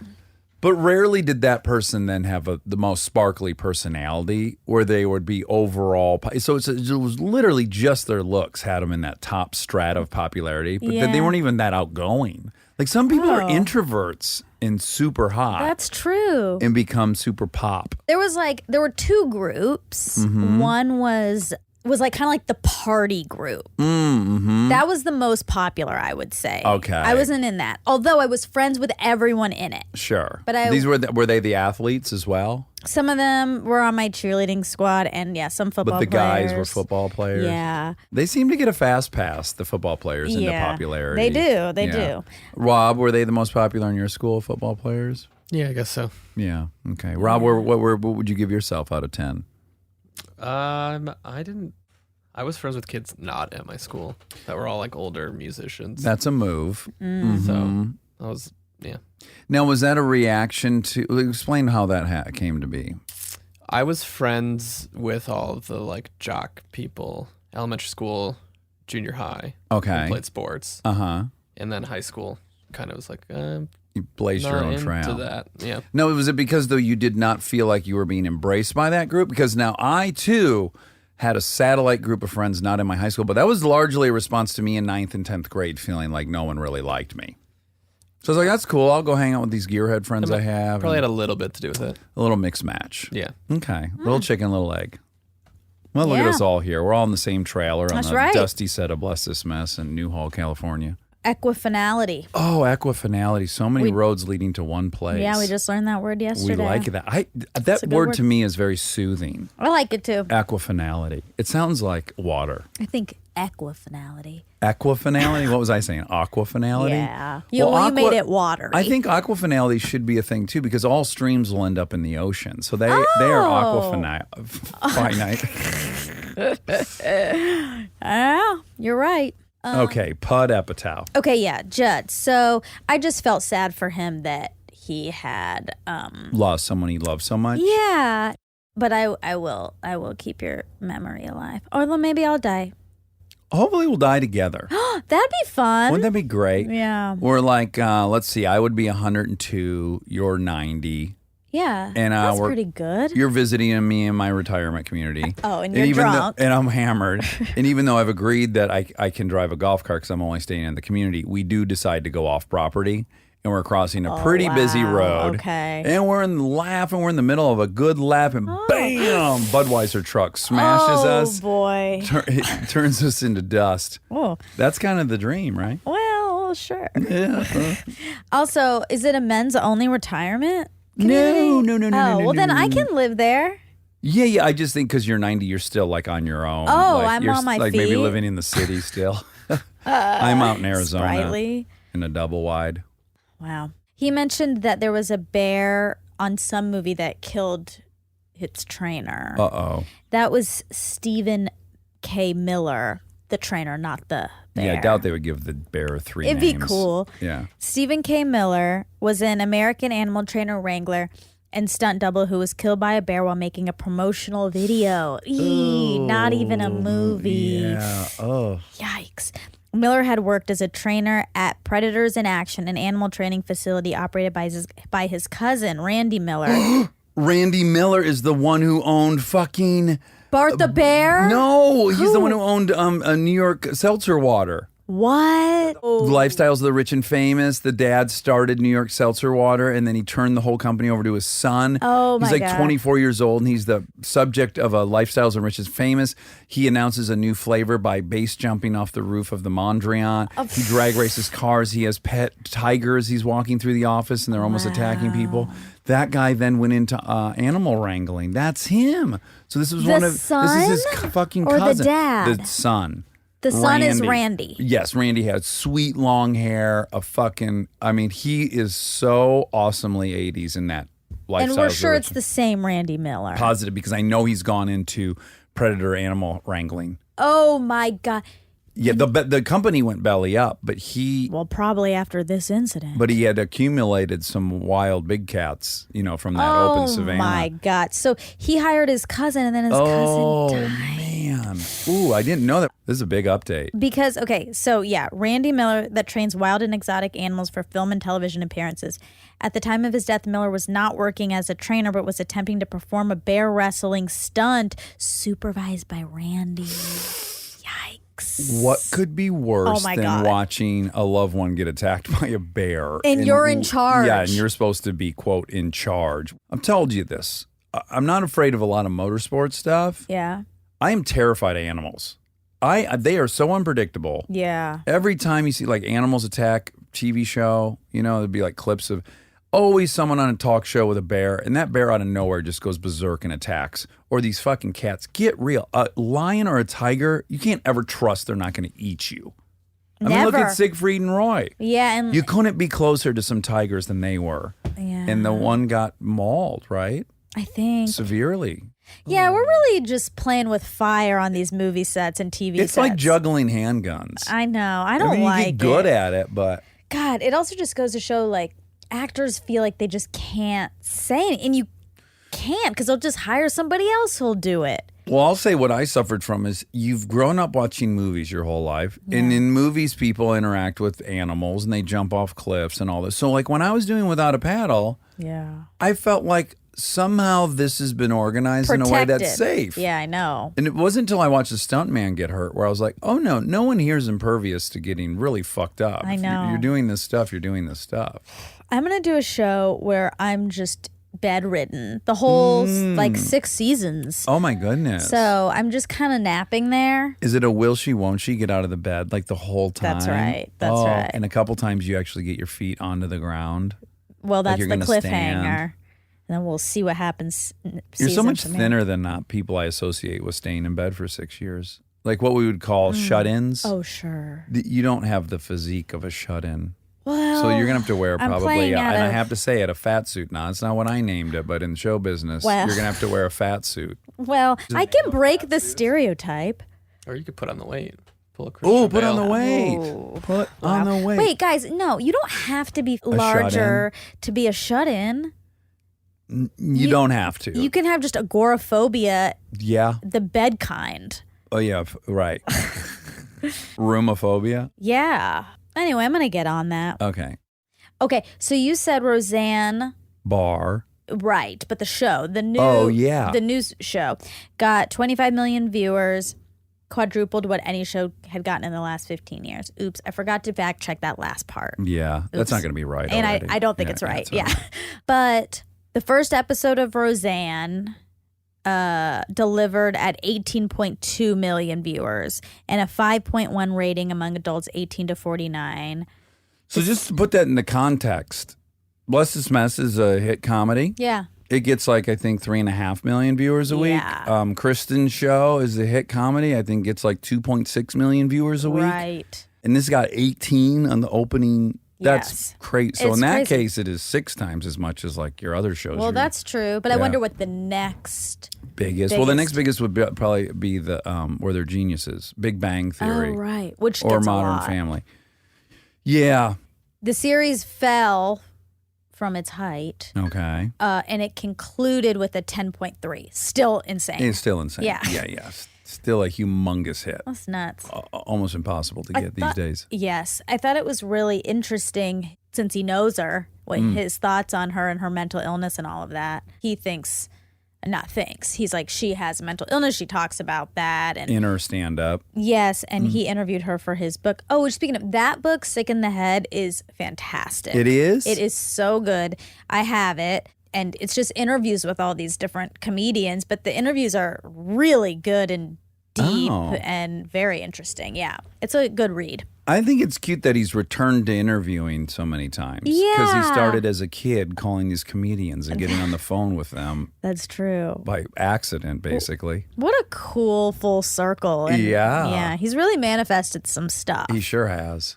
Okay, if people were confused towards the end, he brought his friend, or his friend came. Yeah, I was confused. Yes. I was confused. I thought he had something to do with a new project that he was maybe promoting, but no, Right. just he had a buddy stop by. Yeah, because I think they together were going to go to the next thing. Uh-huh. So it was like, hey, come in for a bit. His name was Wayne. He was so nice. Very nice and very person. funny. Yeah. I think he's a comedian. Yep, good looking, funny, sexy, rich. All the boxes. All the boxes were checked.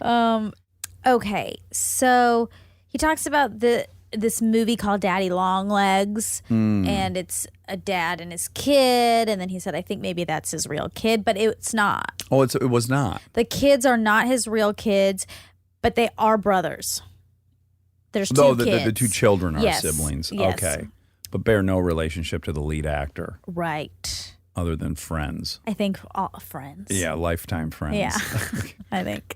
Well, this is just a thought I had that since he grew up around people who he identified as being so funny and stars, like Adam Sandler, when he was like, oh, I just know this person's going to be Yeah. the biggest star in the world. And I bet that subconsciously did give him some confidence, or he just has some magic where he can identify what is actually real. There's something special in people, and I think he can identify that. Well, I think that's what his genius is being able to yes. recognize that Seth and Evan are competent enough to write their own movie. Yeah. You know, or that But all all these of people. them. Yes. All I think of them. that's his definite genius is being able to recognize who's got it. Yeah. But maybe it started even then, just with his roommate. He just identified like, oh, this person Yeah. is going to be a massive star. And it seems like, well, duh, because Adam Sandler is so good, but he was just a boy in an apartment. Oh, right. And there are so many talented people out here to be able to be like, nope, this one. And then it happened. Yeah. That's crazy. It is crazy. I bet it would be a confidence builder in that it at least eliminates one of the things you tell yourself, which is like, well, this couldn't happen to me. Right. But if your bozo roommate becomes Adam Sandler, you're kind Right. of like, well, fuck, it happened to him. Yeah. It could happen to me. That's true. Yeah. Proximity. Look at that. Success. Success, it Proximity could of happen to anyone. success. That's the message. That is a message. It's a good message. I love you. I love you. Let's put some air on in here. Okay.